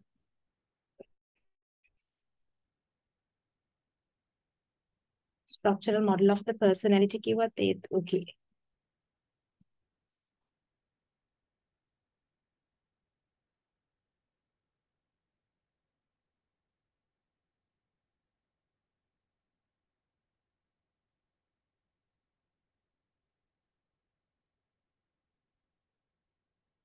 It's simply the way of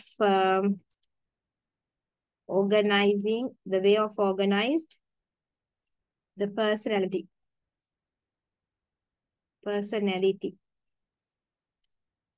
of a person. Personality. There are three parts. Personality, according to him, personality is comprised with three components, namely id, ego, and superego.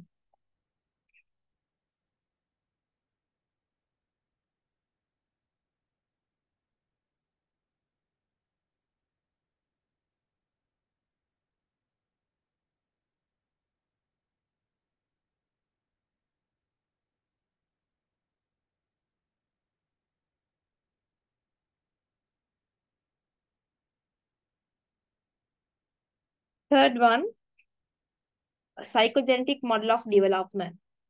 Psychogenetic model of development.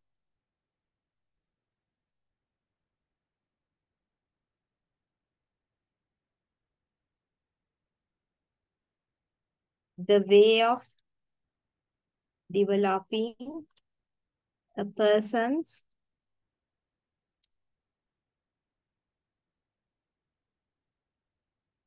personality. The way of developing. In here, developing, but before that, it was like the way of organizing personality. Okay, don't do different. Psychogenetic model of developing, the way of developing a person's personality.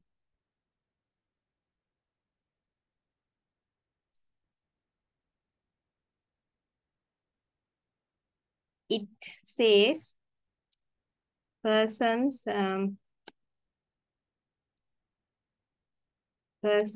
personality is developed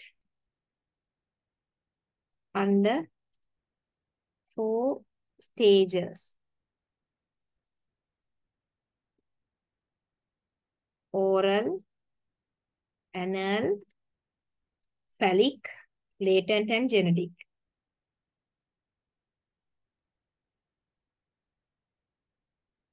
And genital.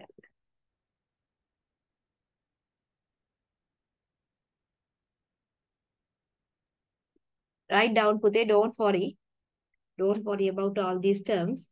I'll be discuss all them in a detail manner.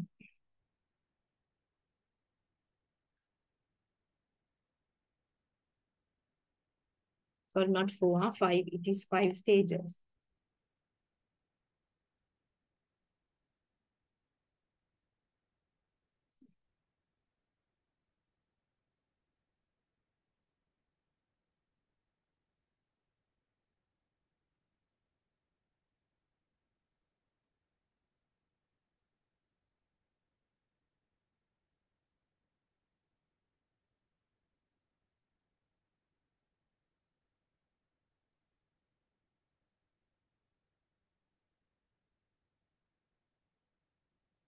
So actually, this Sigmund Freud's contribution, the way of organizing mind, actually the contribution of these 3 model is actually greatly contribute for the development of psychology.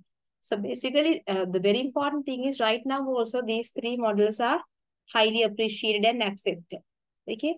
So basically, at the initial stage, this topographic model of psyche explain the way of organizing human mind. Simply, basically, the human mind is comprised with 3 parts. Actually, it's basically it has already similar to iceberg theory. I don't know whether you have heard about iceberg theory. Iceberg theory also is really applicable with this, iceberg theory is used to explain the 3 parts of this human mind: consciousness, pre-consciousness, and unconsciousness. Okay.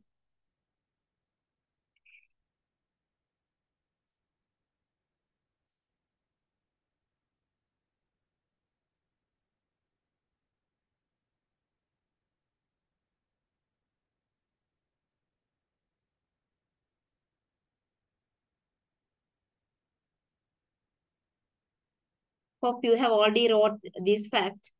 Then the next one is topographic model of psyche.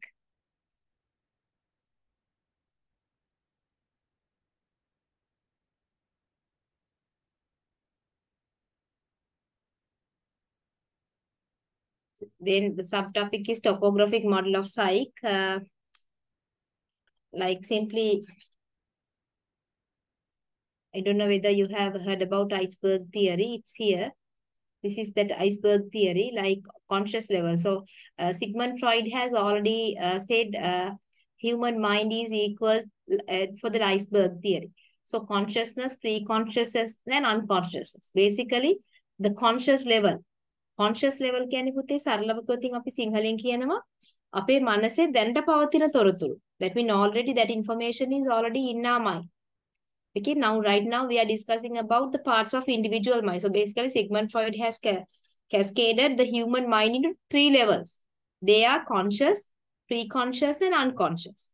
Okay, so conscious, the information which are in conscious mind is the right now information we are discussing. දැනට මනසේ පවතින තොරතුරු. So right now we are discussing about Sigmund Freud's the 3 parts of human mind. According to Sigmund Freud. So it is in our conscious part. It is a thoughts and perception. Right now we are possessing. But pre-conscious is memories and stored knowledge. Right now it is not in our memory. Right now it is not in our thoughts. Not in memory. Right now it is not in our thought.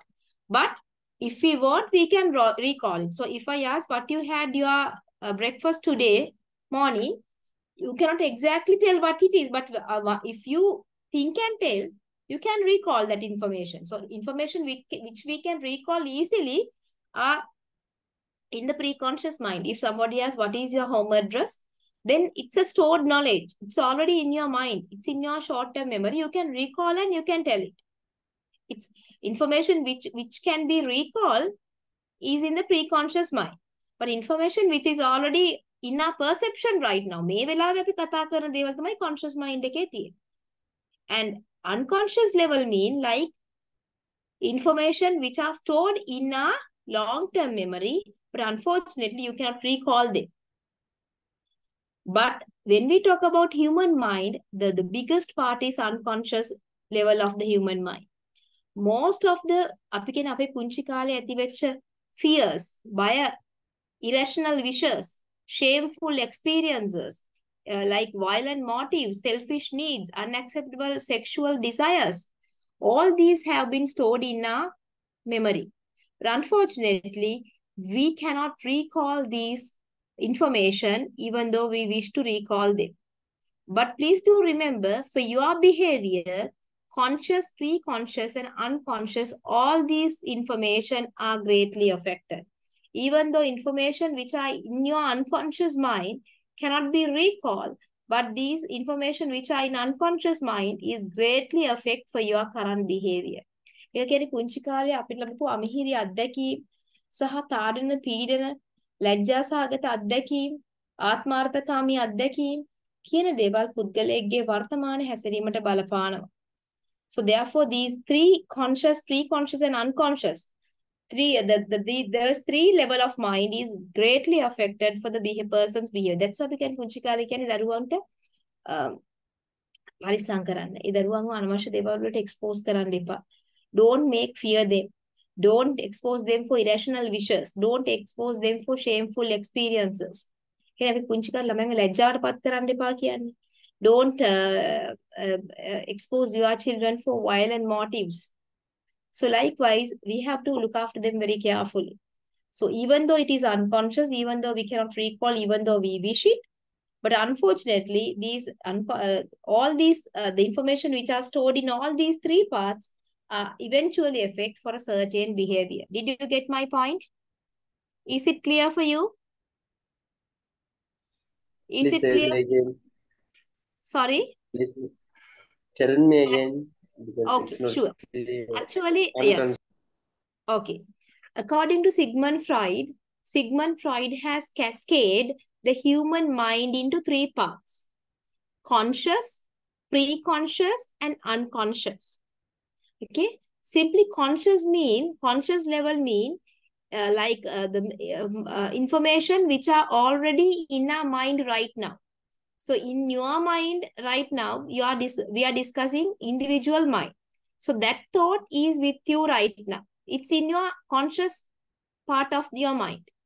Thoughts and perception right now you are possessing, the individual mind.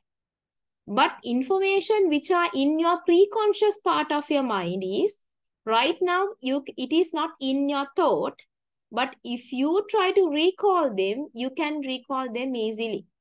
Like let's say if I ask from Nafis what you had for your breakfast, so right now exactly you cannot tell what you had, but if you recall, you can tell what you had early in the morning for your breakfast. It's your stored knowledge. If I ask, can you define what is psychology? You cannot exactly tell it is right now because it is not in your thought. But since you have learned about the way of defining psychology like few minutes ago, few hours ago, you can tell after recalling psychology is the scientific study of cognitive processes and observable human behavior, because it is a stored knowledge in you. It is in your pre-conscious mind. Is it clear? Is it clear, Nafis? Yes, miss. It's clear. And unconscious level mean information which are in your human mind. It is already stored, but unfortunately, it cannot be recalled. It is suppressed. Okay, it is suppressed. It is in your memory, but you cannot recall them. But the real bad side of unconscious information which are in your unconscious part of mind is these information is really affect for your behavior. Let's say now if you have already had a very shameful experience, like when age like 2 years, or you committed a theft, and your parents have noted your theft, then what will happen? Then that shameful experience you cannot recall. But that experience is affected for your behavior, your current behavior right now. Even though you know unknowingly, now then what? That information is really affected for your behavior. Like let's say in your childhood, you were abused by somebody else. Right now you can't remember, but that experience is affect for your behavior right now. So why they fear, and why this unnecessary fear? Because they may have exposed to some kind of negative experiences in their childhood. That thought is suppressed in your mind, but even though it is suppressed, it has a negative effects. But when we talk about human mind, most of the information are in our unconscious mind, because we cannot recall everything. We can store many more things in our mind. Most of things are in our unconscious part of mind. But however, these the information which are stored in unconscious mind is greatly affected for your behavior. අපි ගොඩක් අය වර මෝහණය කරලා හදන්නේ. මෙන්න මේ unconscious part එකේ තියෙන information. Okay, miss. Thank you. It's Is it perfect. clear, Pute? Is it clear? Yes, miss. It's perfect. Thank you. Okay. And actually, when we talk about the percentage, actually we cannot exactly tell the percentage wise, but most of the information, the bigger part of the human mind is at the unconscious level. Next bigger part is pre-conscious. A pre-conscious part of human mind, stored knowledge, and the very small part is coming under conscious level. Don't worry, Puti, I'll give a note in the next session. I'll explain all these three models separately with using videos in a very detailed manner. Don't worry about it. Just to know that there are three parts of human mind. They are conscious, pre-conscious, and unconscious. If you are really interested to learn, so when you come for the next session, you try to find out many more information about these three levels. It's called learning. You can come with empty hands. I'll teach you. But if you wish to learn more, and if you wish to get an A grade, try to find out more information before come for the lecture. It's really needed. Okay. So when we talk about the, then when we talk about the second one, structural model of psych, simply it says like a person's personality is comprised with three components: id, ego, and superego. So id, normally we call id is the selfish part of the personality. It's a child, like infant is it's a collection of id. Id guliyak කියලා අපි කියනවා. Because always personality, the selfish part is id. Okay, if you want, you can underline and write down. Id is the selfish part of the personality. Id is the selfish part of the personality. I'll show you some videos in the next session. But ego is the rational part of the personality. Ego is the rational part of the personality.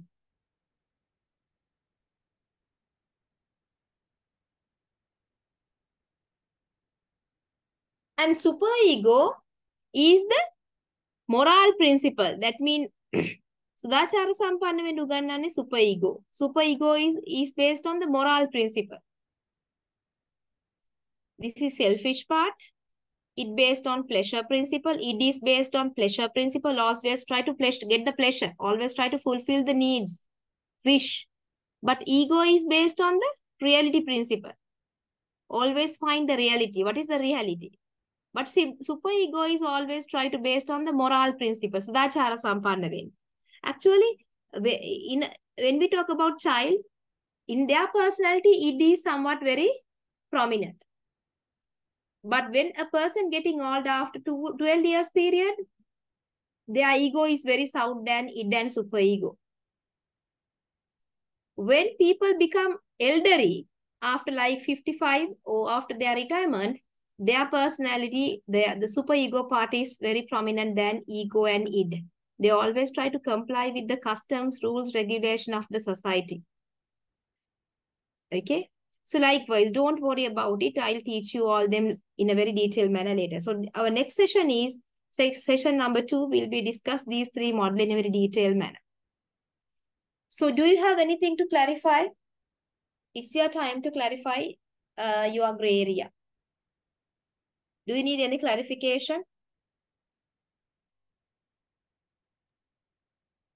I hope it's a really nice session to study, and I got some knowledges, but I need to theories and then more explanation, and I think it's get next class.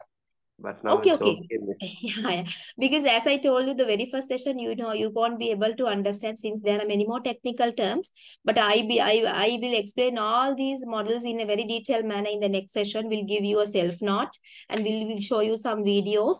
And I believe that you can understand. Can you understand Sinhala? Yes, Nafi? Miss, I can. Oh, very good. Because there are some videos which I will, even though this is English medium, there are some English videos as well. But there are some Sinhala videos which are very clear. So that's why I asked whether you can understand, because in the previous English medium batch, they have requested to teach this, even though it is English medium, you please use teach in Sinhala as well. But since I wish to continue in English, but there are some instances where I use Sinhala terms to, because we are Sri Lankans, I believe that you can understand Sinhala. But if you can't, please tell me, no worries, I can teach you. But there are some Sinhala videos which are very clear. That's why I asked whether you can understand Sinhala as well. And don't worry, I'll teach you. I'll always support you. And if you need any clarification, no worries at all. And at the end of each lesson, I'll give you exam-focused question. Then you know what type of question can be come from this lesson for the examination. Yeah, sure, Miss. It's a good because it has students have a positive response for that, and there is a high demand for that exam-focused question. They are really happy because since they know before going for the examination what kind of questions. That means I'm not giving the exact question which come for the examination, but it's like a question bank, it's like maybe 10, 12 questions will be made for each lesson, and then I'll be discussed. From out of that 12, some questions will be picked and fixed for your final examination. Okay, Miss. Okay, so thank you very much for being with me. If you don't have any question, because today you don't have question, I believe. But after you studied, after you self-studied, after you have found some information, sometime you may have gray area. Come with them. Let's clarify. I try my level best to explain at any time. Okay. So thank you so much for being with me during this 3 hours period, and have a nice day and good night, and God bless you all. And thanks for everything. Okay, Bhutega. So I'll end the session now.